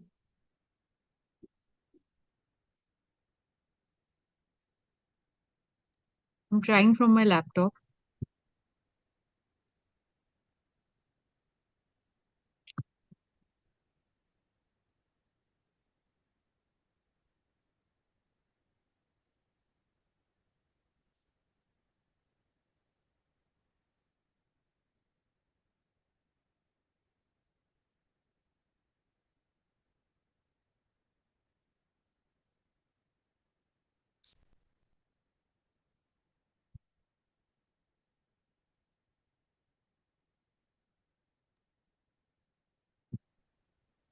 Is it opening now? Because I checked, it is opening. Yeah, but I'm just trying to sign in. It's very copy. I'm just trying. Okay, okay. Yes, ma'am, it's opening. It's opening, yes, I checked.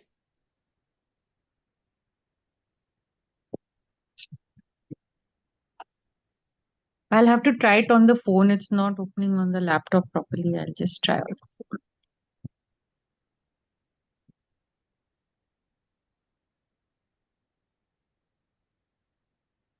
And one more thing is you should all interact with all these resource persons, because they are very learned people. So you can as much interact with them, you will get things. Okay. So it is also very important.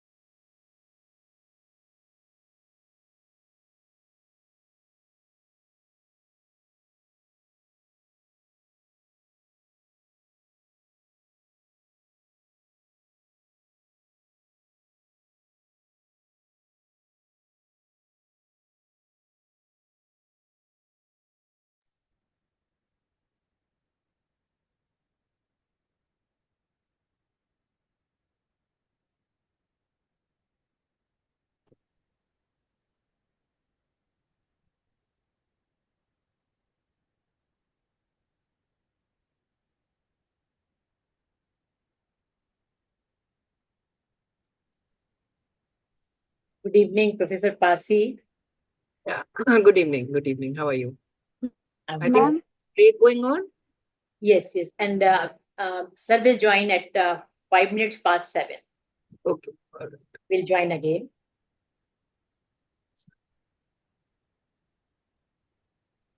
We'll also join. We'll also join at that time then. We're about to join, I think. Huh? Yes.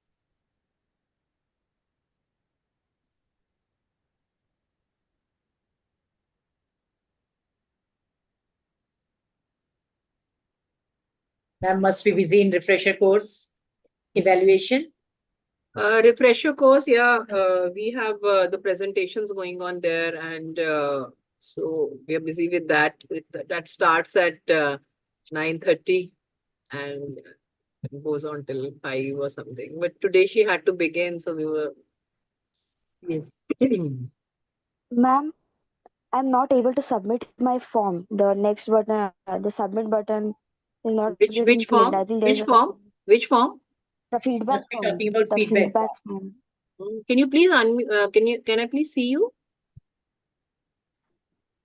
I'm not wearing my hijab right now. Is that fine if I do? अच्छा हाँ बताइए क्या problem है? I was filling the feedback form, and the first form I filled, then I clicked the next button, then I filled the next form, and then it's not getting submitted. No, So how that's can you why I fill was the asking.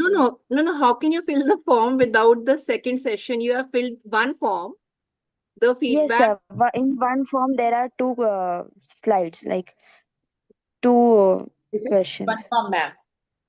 So the first It is feedback form you shared have to twice. fill after the first session, and the second feedback after the second session. The first you have been able to submit. Yeah. Then afterwards, it's I think it's a joint form. It was joined. It was two questions at the same. It was two questionnaires at the same time.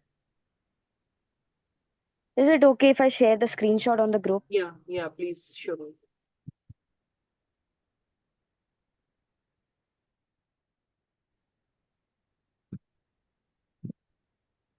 Hello, ma'am. Yeah. Yes, I ma'am. suppose there are two sections for a feedback, so maybe she's getting confused in two sections. Yes. You are very They are right. not merged. Actually, there are two sections. So she has to fill both and then submit. Both. Yes. But I suppose maybe she's getting confused in that, I suppose. You are very right. Just check. Maybe she's there. Because it is in parts, two sections.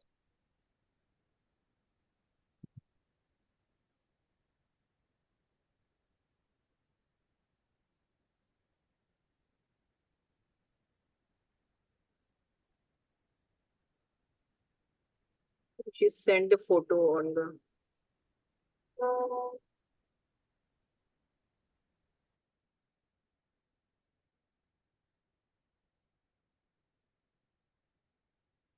You have to fill all the questions because it says indicates required questions. So you fill all the questions that are there in the feedback form.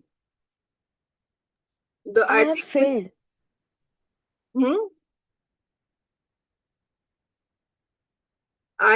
This says indicates required question. So you have to first fill all the fields. Only then you will be able to submit. Please fill all the fields. No, that's what it is showing, that you have not filled one of the fields. Probably that's why. I'll try again, ma'am. Yeah, please try again. Please fill all the fields. Wherever it's showing red, that means you have to fill that field.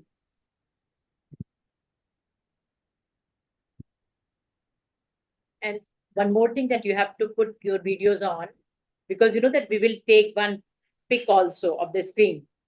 So all of the videos, they should be on when you are just attending this session. Ma'am, I'm not able to find the chat feedback link. Is it in the WhatsApp? It's in the Zoom. It's in the Zoom link. Please check your Zoom. The feedback forms are not shared in the WhatsApp. They're shared in the Zoom. I have just logged in and I see the chat blank right now. Obviously, Yeah. if you have just logged in, then you will see the chat blank. You're Uh, supposed to attend all the sessions. No, One. ma'am, there was a break for 10 minutes, so I had just logged in. Hello? I will share it once again. Sir has joined. Sir is there. Thank Yeah, you, I'm ma'am. there. I'm there. If it's shared on the WhatsApp also, that will be good, ma'am.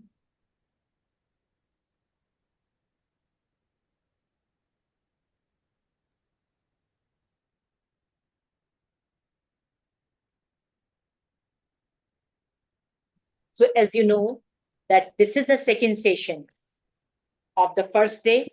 And now sir is going to share about national skilling programs, which are there in India. And sir is going to tell in a very detailed manner about them, which is very beneficial for us under NEP also, and as a scholar or as a teacher also. Sir, over to you. Okay, thank you, Professor Mamtaji, and Professor Sarita, good evening to you. Good evening, sir. So there was some problem coming in the feedback forms. I was talking to Vimal. That's why on the phone. Sorry for It's, this. it's fine, yeah. All right. So I'm going to talk about the National Skilling Program and the way we have handled the skilling aspect in the National Education Policy 2020.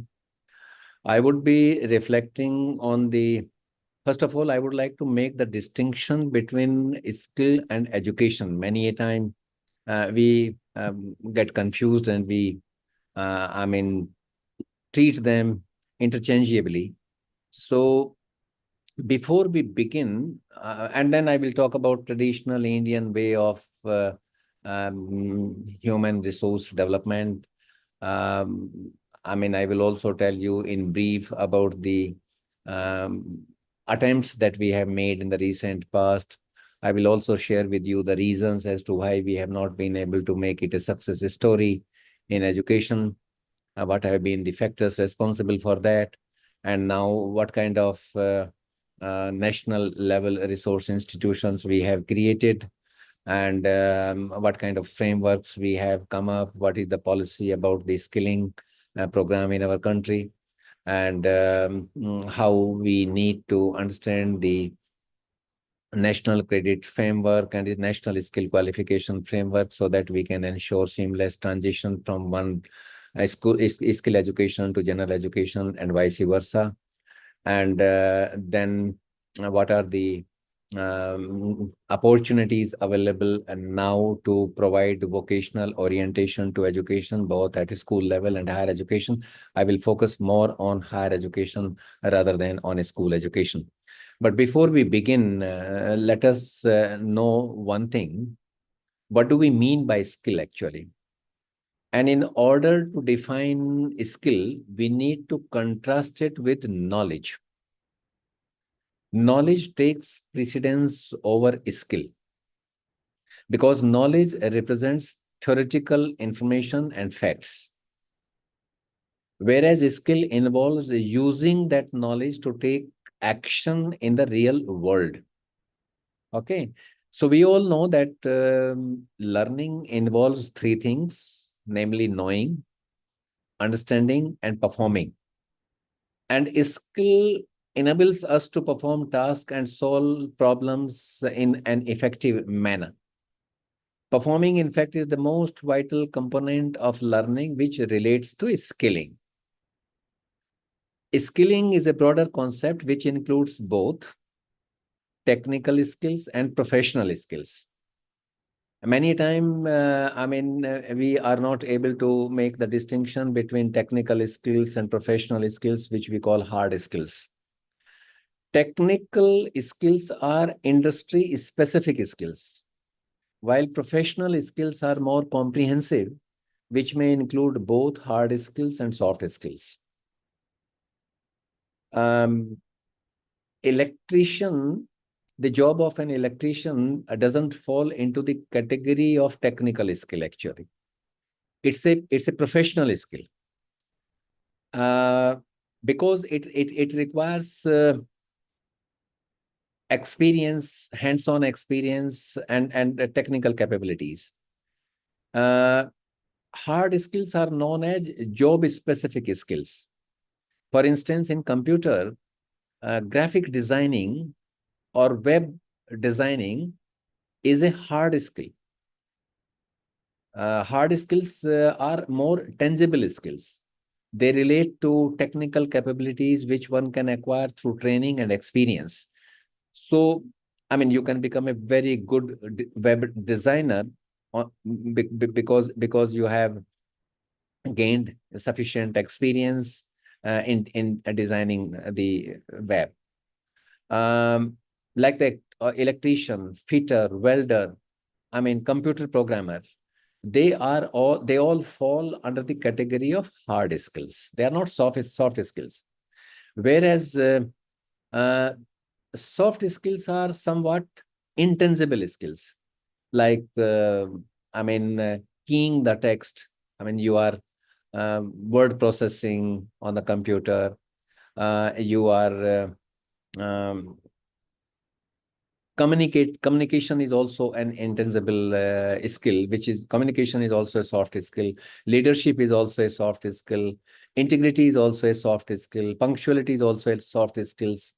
Attention to details and ethics, etc. They are all soft skills.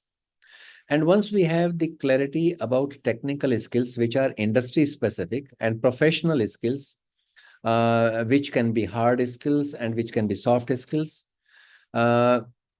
professional skills, and amongst professional skills, we have, two kinds of skills, hard skills and soft skills. So let us see how have we been handling about traditional Indian way of human resource development in our country.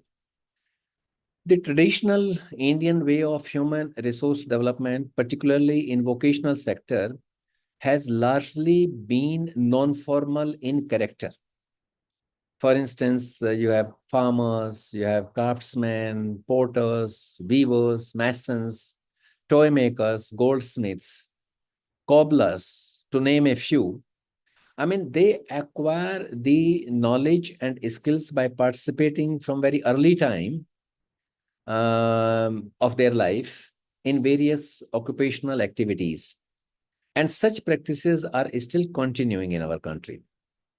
Such workers undertake these activities in the form of apprenticeship and acquire skills on the job. And the training they receive is so invaluable that it helps them acquire proficiency of fairly a good level in the shortest possible time. This system, in addition, also inculcates cultural values, social norms, and wisdom, which have their own significance. So we should not undermine the value of these skills which we acquire in the traditional Indian way. Although this system has been in practice and is likely to stay in future also, but it suffers from certain drawbacks. Now, what are those drawbacks? They are like lack of proper infrastructure. You would have seen people doing welding tasks without proper gear. So lack of infrastructure, lack of proper material, lack of quality in terms of skills and standards, and lack of equivalence also with formal education. And as a result of which, what happens that once a person enters into a particular vocation, he or she gets stuck with that vocation. If they wish to transit from one vocation to another vocation, that possibility is not there. There's no career mobility insofar as this Indian way of human resource development is concerned. So this calls for restructuring of the present system in such a manner that we begin producing human resources of desired levels of skills and competence. Formal institutions of vocational education, therefore, need to be developed and strengthened to meet the demand of each sector by offering standardized programs of acceptable employability. That is what we are proposing to do now by establishing various sector skill councils, which are going to lay down the national occupational standards and qualification packs, which will have international comparability. Consideration thought has been given to this aspect after independence, but with very limited success. Skill and knowledge, I mean, all of you know that they are the driving force for economic growth and social development in any country. And in a growing economy with a vast and ever increasing population like we have, the problem is twofold. On the one hand, we have an acute shortage of trained, quality skilled workers. And on the other hand, we have a large section of population possessing little or low job skills. Consequently, there is a peculiar situation in our country that we have been facing. I mean, there is a shortage, there's a problem of demand and supply. We have larger demand and shorter supply. There are vocations like careers in healthcare, office management, medical record transcriptions, technical writing, advertising industry, hospitality, printing, publishing. I mean, these are the newer areas where we do not have sufficient number of quality trained skilled workforce. We have overqualified candidates in large number, and they are often found seeking jobs in the lower rank of services. You must be coming across with them. It's not that we have not made attempts in the past. We have made certain attempts. This has been a matter of great concern since, I mean, even from the colonial period. If you read the Sadler Commission report of 1919 or Sargent Commission report of 1944, you will find that those commissions had made appropriate references to this aspect of in their respective reports, but nothing concrete had happened. If you look at the writings and the preachings of the all modern Indian educational thinkers, including Thakur Rabindranath Tagore, Swami Vivekananda, Dr. Radhakrishnan, Dr. Mudaliar, Dr. Kothari, they have all advocated for giving vocational orientation to education in their own ways. Even the father of the nation, Mahatma Gandhi, he was a great champion of skill-based education. His thoughts on skill education resonate in almost every single policy document that we have brought out after independence. Formal skilling of human resources in our country has been the endeavor right from 1952 when Mudaliar Commission made a recommendation.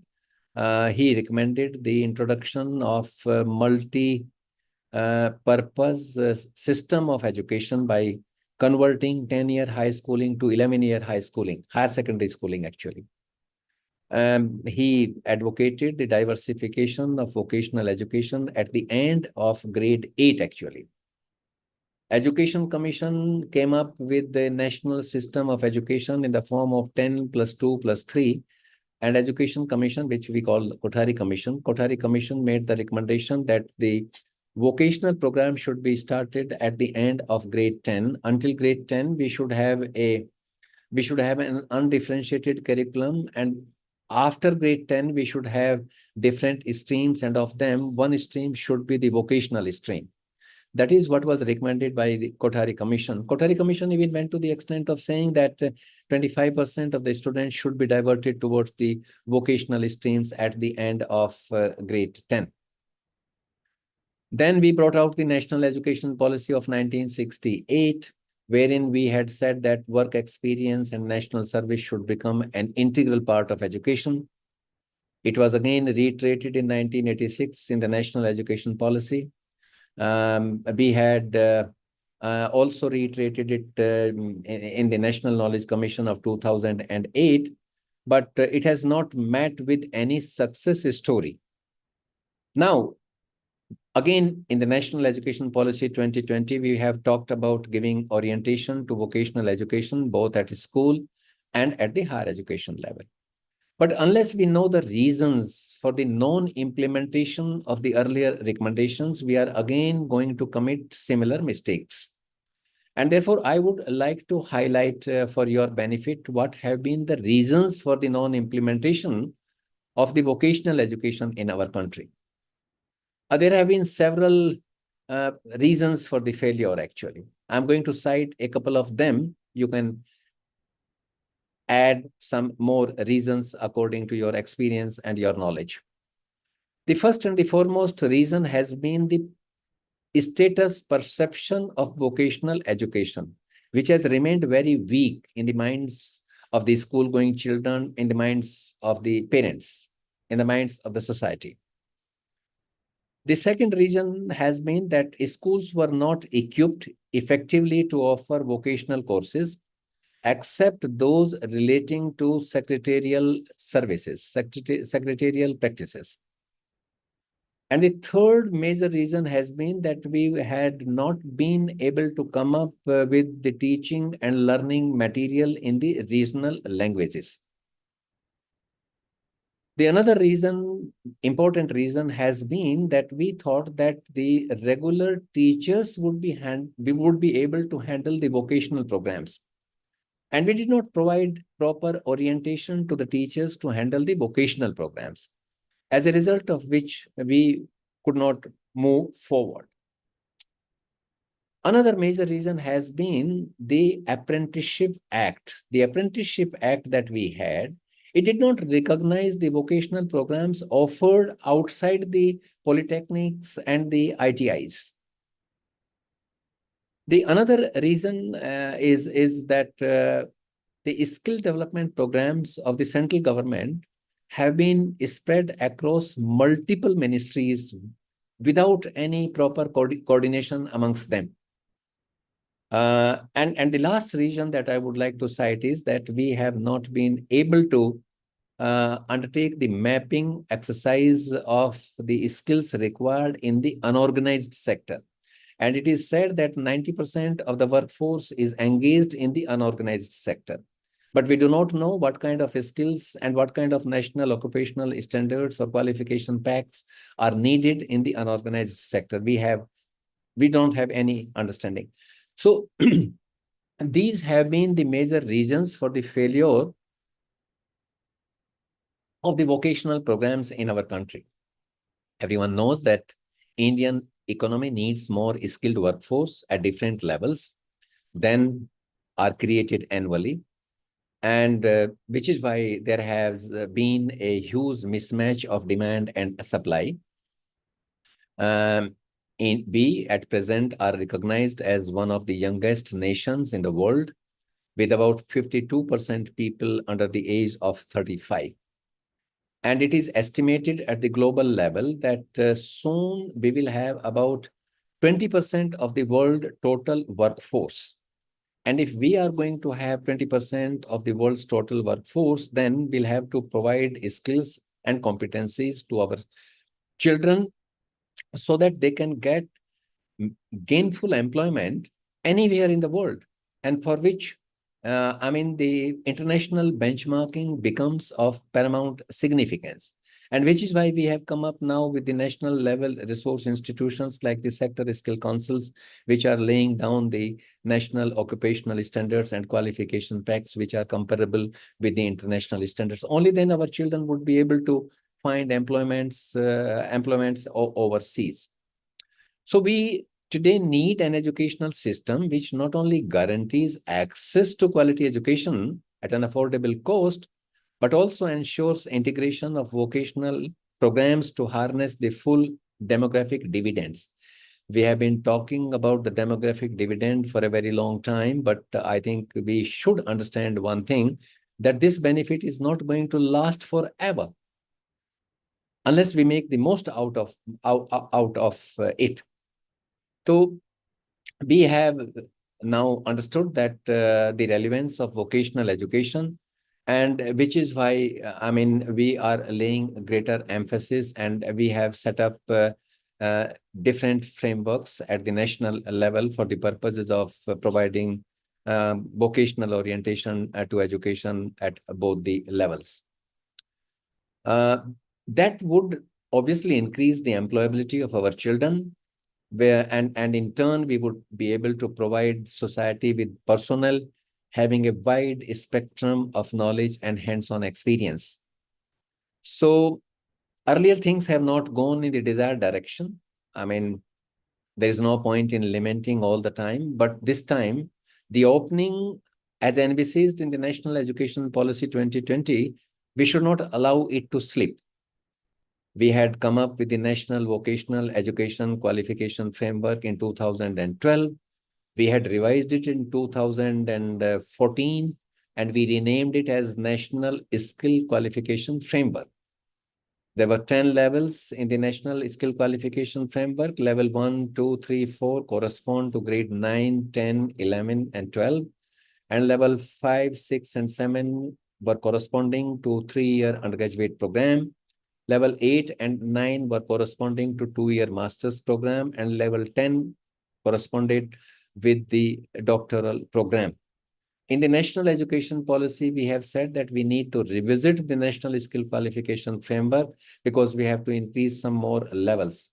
Since we are talking about the introduction of the vocational programs right at the initial stage of schooling, and therefore we'll have no other option but to revisit and increase the level of NSQF. The NEP has realized that the benefit of demographic dividend that we have is expected to last only for a couple of more years, and therefore we need to equip our workforce with employable skills and knowledge so that our youth can productively participate to make us a developed economy. And having taken note of it, the NEP aims to revolutionize Indian higher education system to catch up with the global needs of the 21st century. Policy has given us a hope now, and I think we must make use of it. Policy has recommended that by 2025, I mean in one more year from now, at least 50% of students both in school and higher education would be given the exposure to vocational programs. And policy has gone to the extent saying that if need be, we should even explore the possibility of the open and distance learning mode of delivery, even the online mode of delivery for the purposes of giving vocational orientation to education. NEP has also recommended that we should come up with a qualification framework, and sooner we do it, better it is. I will request you to go through the National Skill Qualification Framework. You would know, I mean, what goes into the making of NSQF and how the NSQF is aligned now with the National Credit Framework, which ensures the seamless movement of students from the general education to vocational education and vice versa. And therefore, these two things are very, very important for you. You should be very well conversant with the provisions of both the National Skill Qualification Framework and the National Credit Framework. Today, we have the added advantage that unlike in the past, I mean, though we had come up with the National Skill Development Policy in 2009, and we established an independent Ministry of National Skill Development and Enterprises and Entrepreneurship in 2014. But in 2019, we again combined it with the Ministry of Education. I mean, for right reasons or wrong reasons, I'm not going to go into those aspects. But now again in 2024, we have come up with an independent Ministry of Skill Development and Entrepreneurship. And I mean, earlier than that, we had come up with the National Skill Development Policy. We came up in 2009, which was revised in 2015. Tomorrow, since you are going to add some vocational programs in your institutions, and therefore you should also go into the National Skill Development Policy as well of 2015. Now, we have national policy on skill development, which has been brought out to provide an umbrella framework to carry out all skilling activities matching with global standards. Only then we can take the benefit of that demographic dividend which we are talking about. Now, we have several national level resource institutions that you need to know. I would not be able to go in greater depth insofar as their role and functions are concerned, but I will give you the flavor of all of that. Now we have a National Council for Vocational Education and Training, which is established by the Government of India by merging National Skill Development Agency and National Council for Vocational Training. That was done in 2018. And this council is mandated to setting up norms and standards for vocational education and training, and also for improving quality and outcomes. And therefore, tomorrow, if you face some difficulty in your institution when you decide to offer a vocational program, you can get in touch with the NCVET, which is a national level resource institution. Apart from that, since I have already talked about the sector skill councils, we have established 36, 37 sector skill councils, which have been mandated to lay down the national occupational standards and the qualification packs. You should not offer a vocational program unless you align the outcome of your program with the NOS and the qualification packs laid down by these sector skill councils.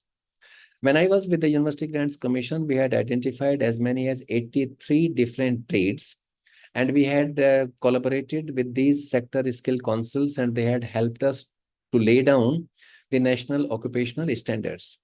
Tomorrow, if you come up with one such vocational programs for which the national occupational standards are not laid down, you can get in touch with the National Skill Development and Entrepreneurship Ministry, and they will be the right place to guide you for that.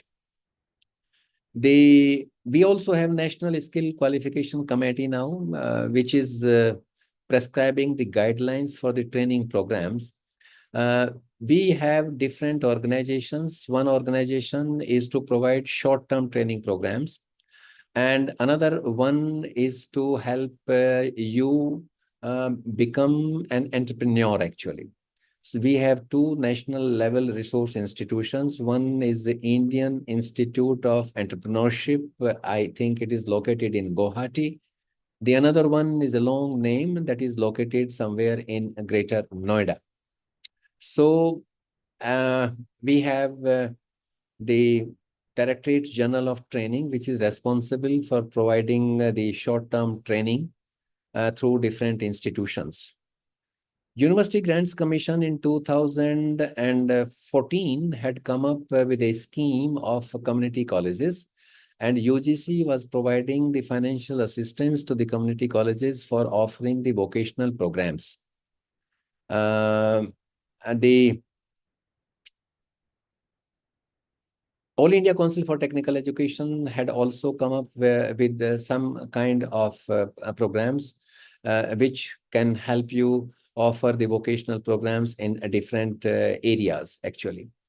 The National Credit Framework, which we have, which the UGC has brought out in the recent past, that provides for educational acceleration and recognition of prior learning as well, which is why that is a very important document, and each one of us must go through the National Credit Framework, through which we can understand the significance of the seamless movement from general education to vocational education and vice versa.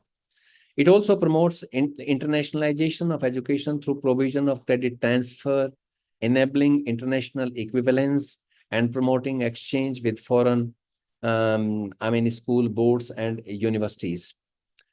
In the UGC, we had also established the Kaushal Kendras, actually, which were tasked to provide vertical mobility for short-term certificate courses to full-fledged degree programs.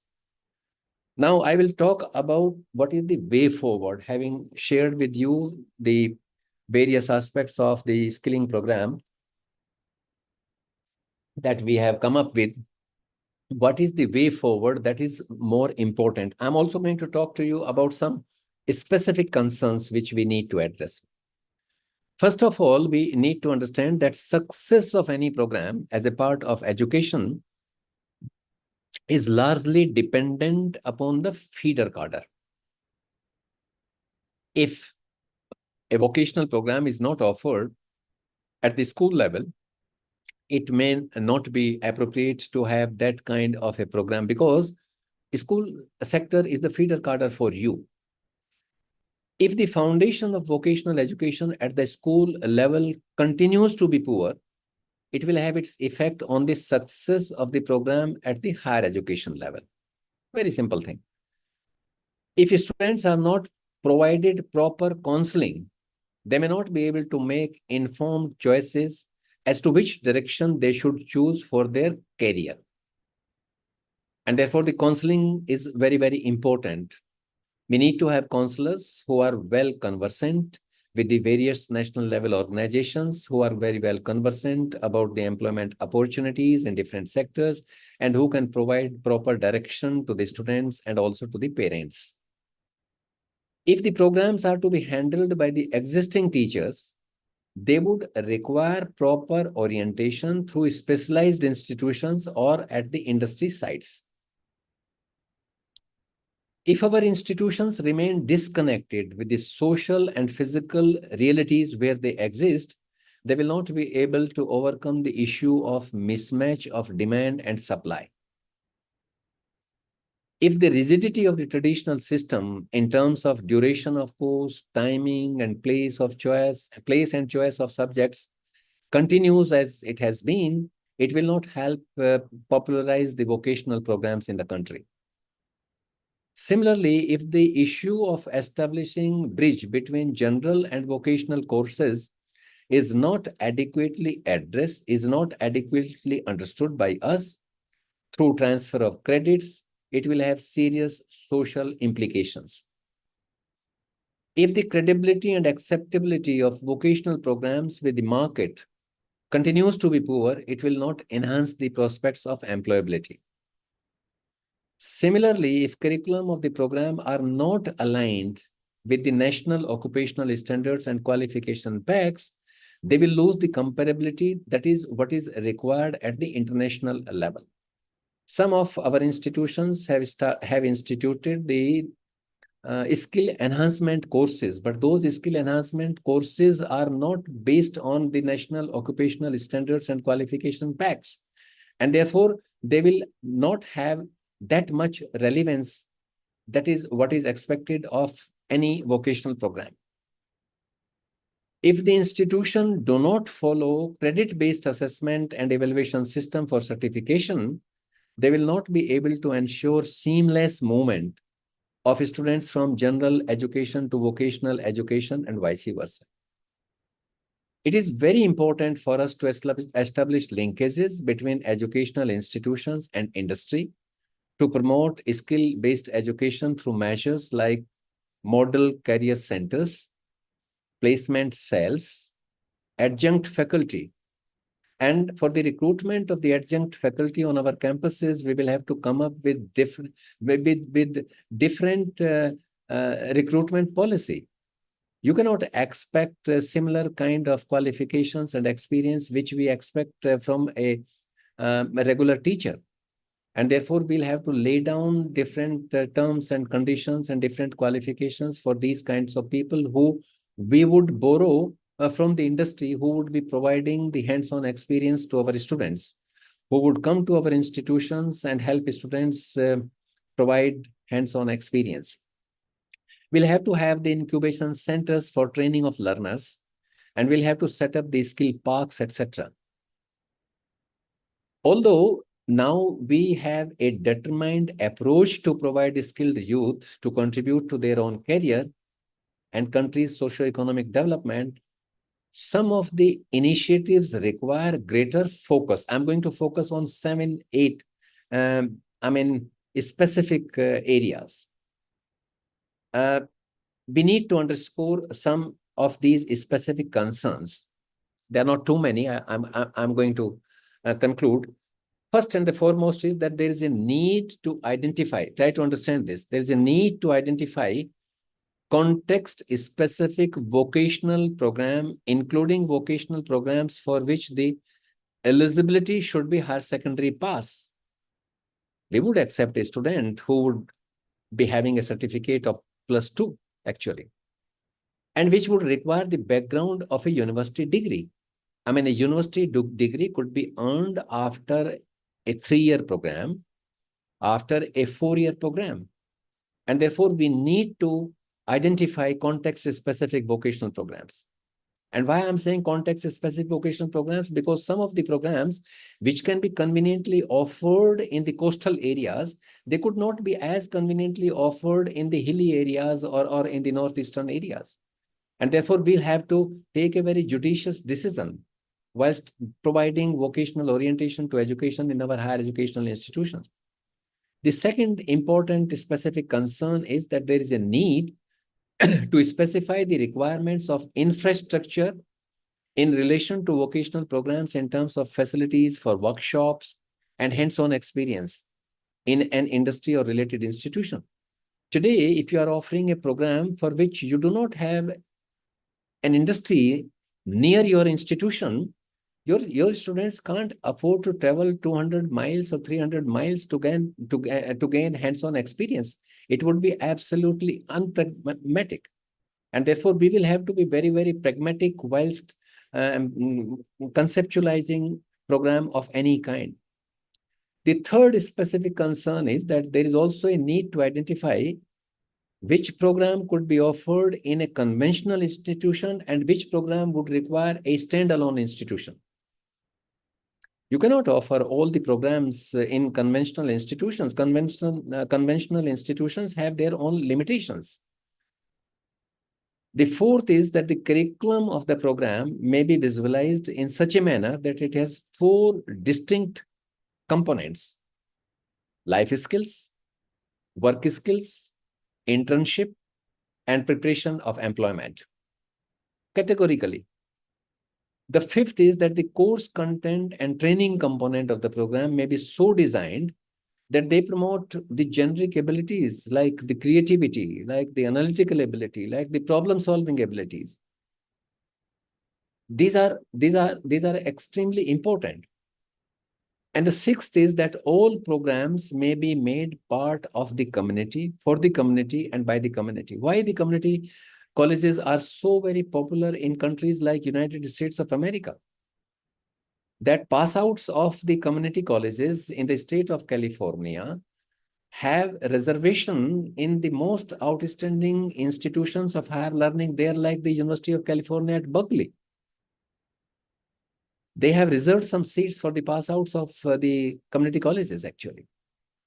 So these are the issues which call for strengthening of existing vocational programs and introduction of more relevant programs besides their expansion throughout the length and breadth of the country.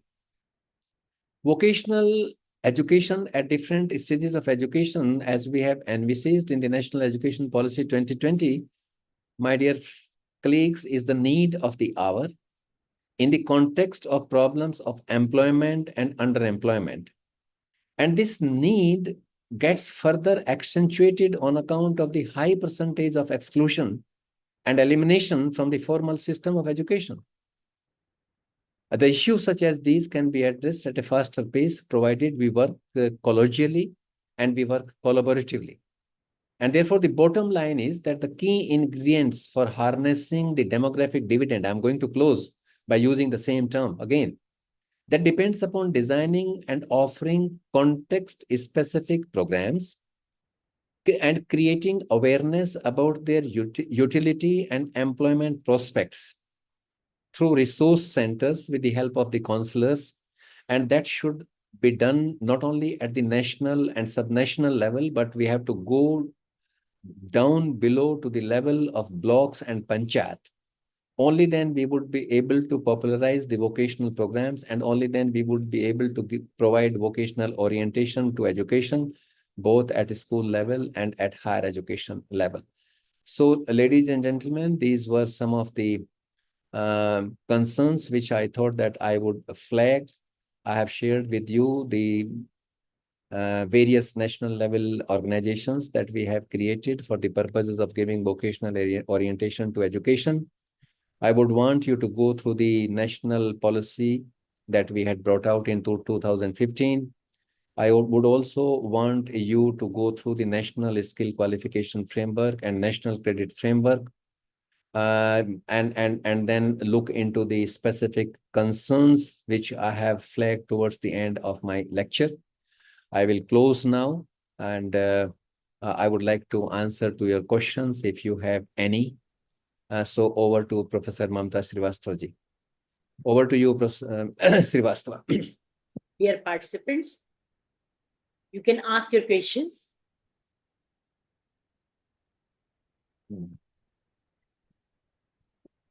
Sir, It's 7, it's almost 8 o'clock.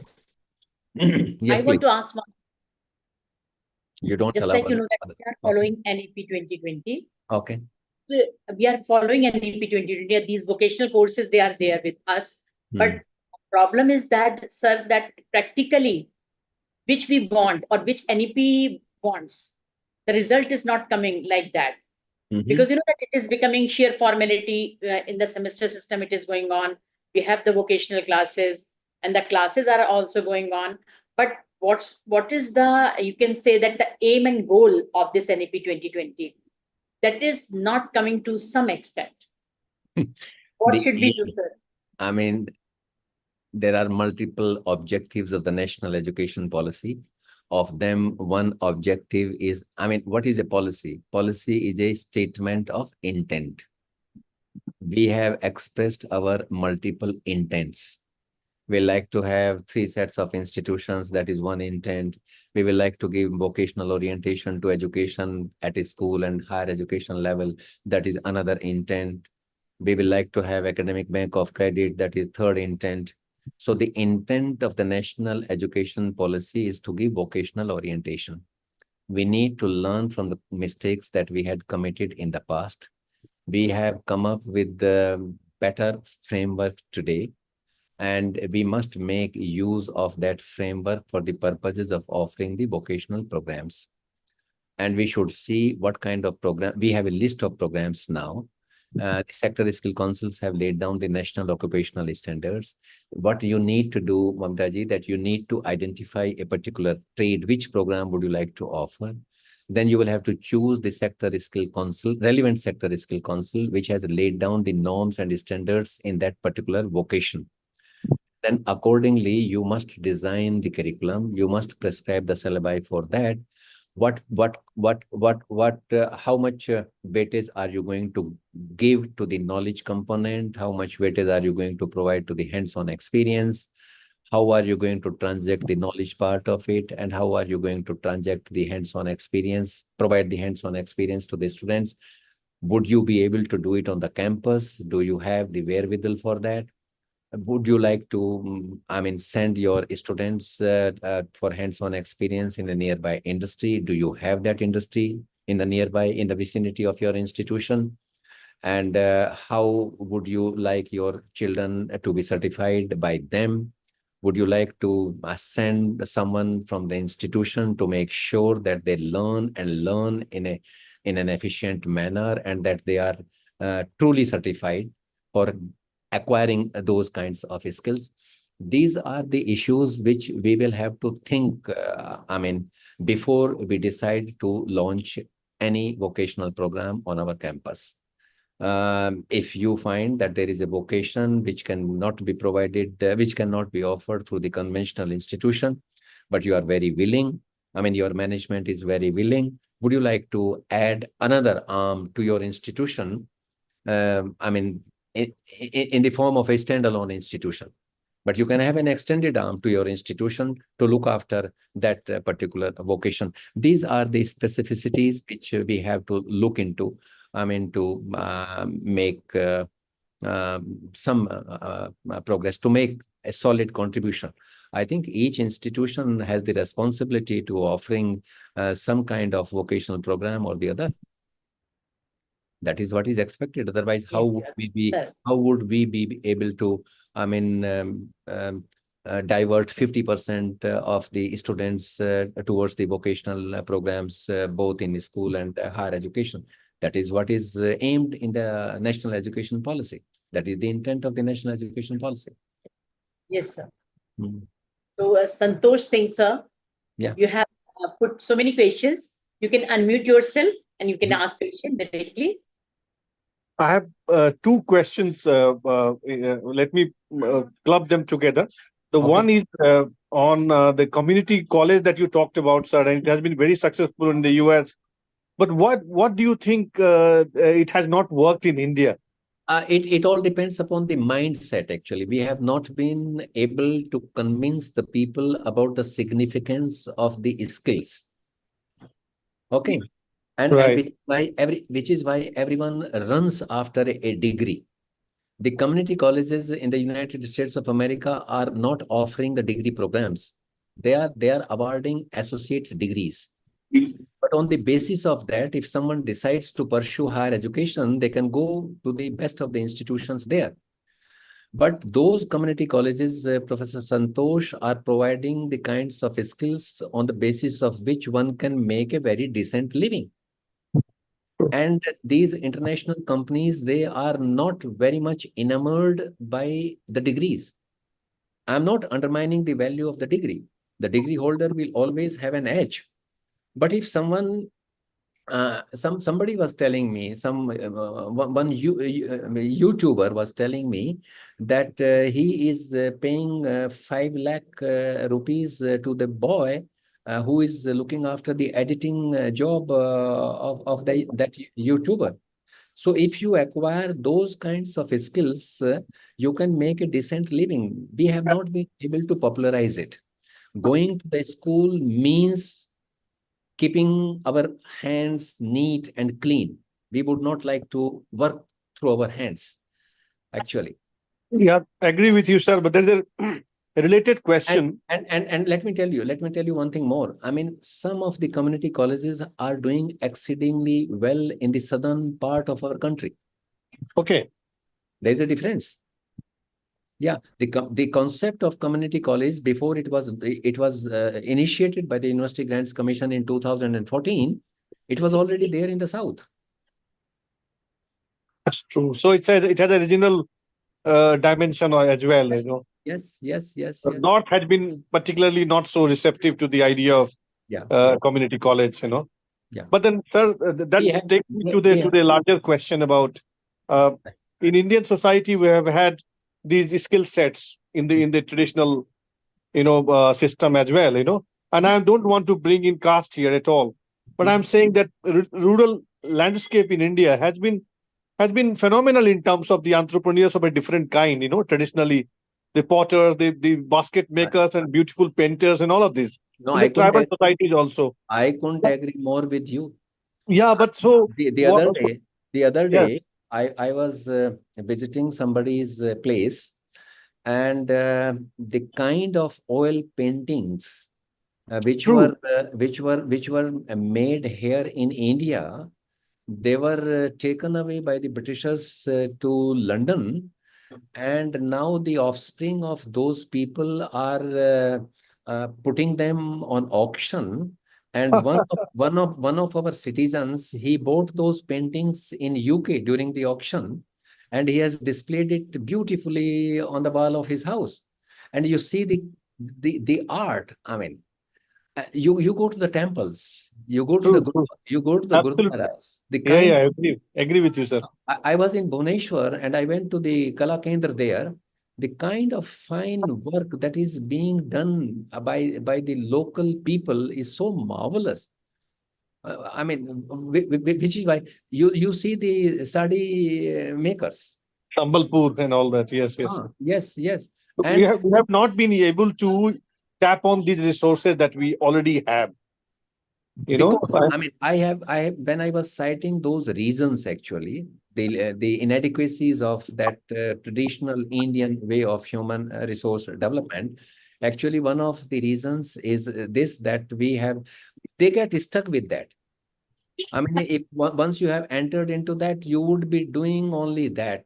You cannot transit from one vocation to another vocation because there is no accreditation, there is no certification for that. That has been one of the shortcomings of the traditional Indian way of human resource development in our country.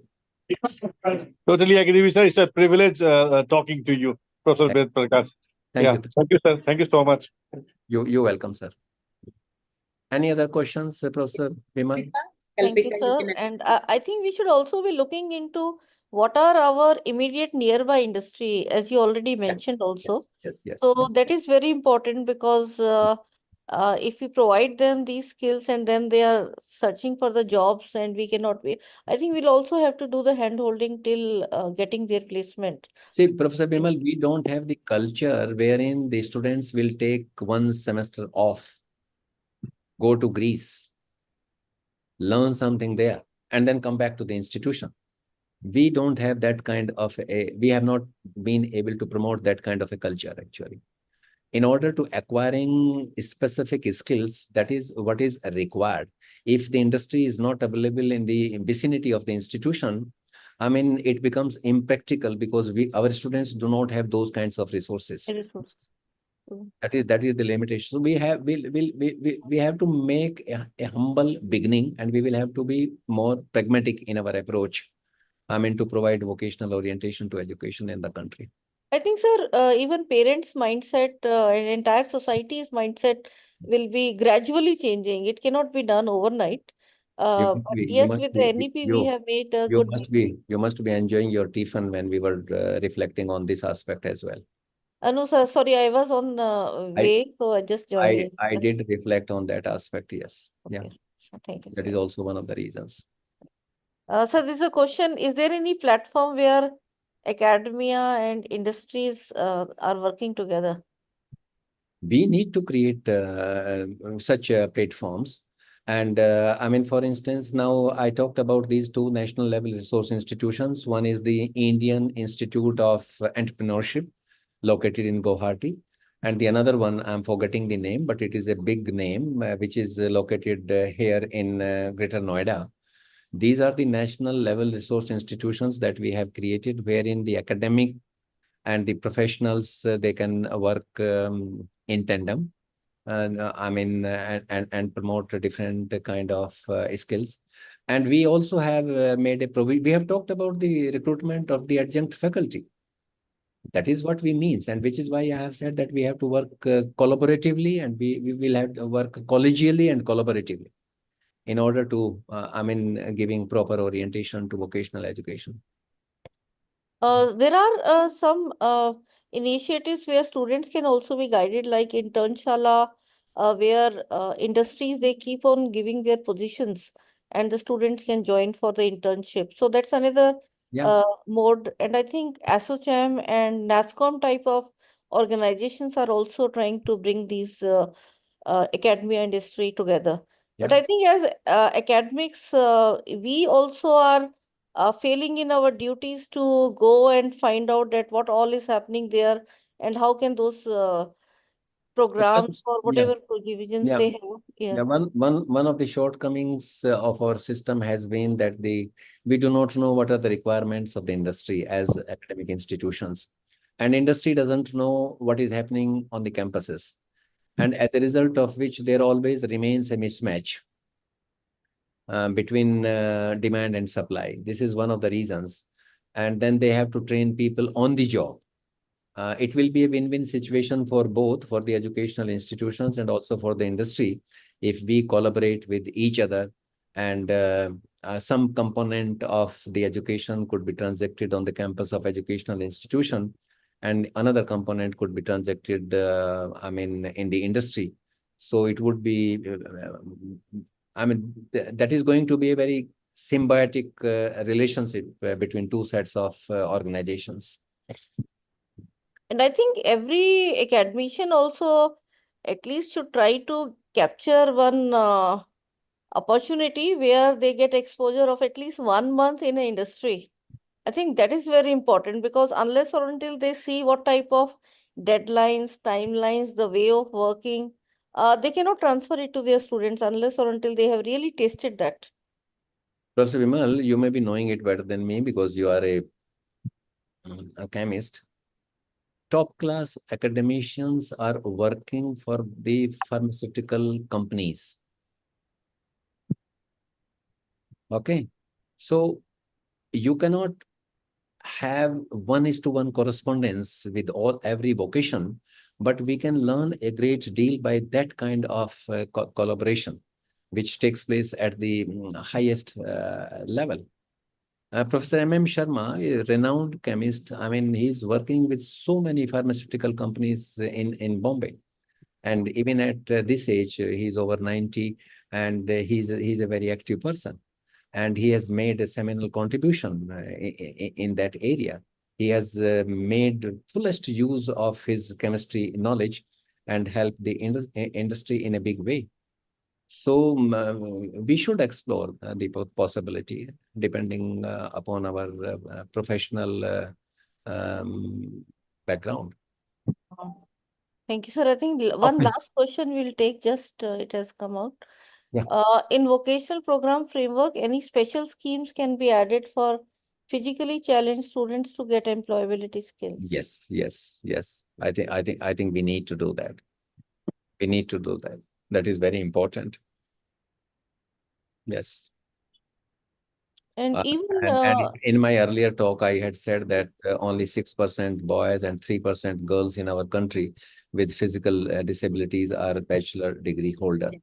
And this is primarily because of our prejudices, lack of support, lack of proper infrastructure for them, and the kind of discrimination that takes place on the campus of our institute. And it is a reflection on us.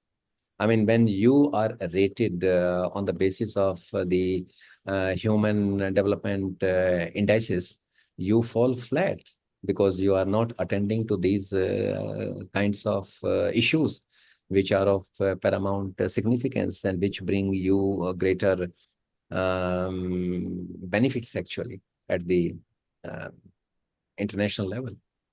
And I think it has even more impact when we talk about the science teaching learning impact, because the practical component. We did not have the centers for the education of the children with special needs in our country until early 80s. And it was only then when Mrs. Gandhi was confronted by a journalist when she was touring South Africa. Someone asked her the question, what are you doing for the physically challenged children, or for the children with special educational needs? And then she came back and she gave the responsibility to the NCERT, and NCERT then created separate departments for the education of the children with the special needs. I mean, and also in all the 4 regional colleges located at Ajmer, Bhopal, Bhubaneswar, and Mysore. And So, providing the alternate question, also I recall I have gone through many assessment scheme where for the physically challenged and specially abled kids, so then we have to make alternative assessment as well. Right. So thank you so much, sir, for your valuable inputs and Thank you very much. great sessions today. So, sir, I render my thanks. Yes.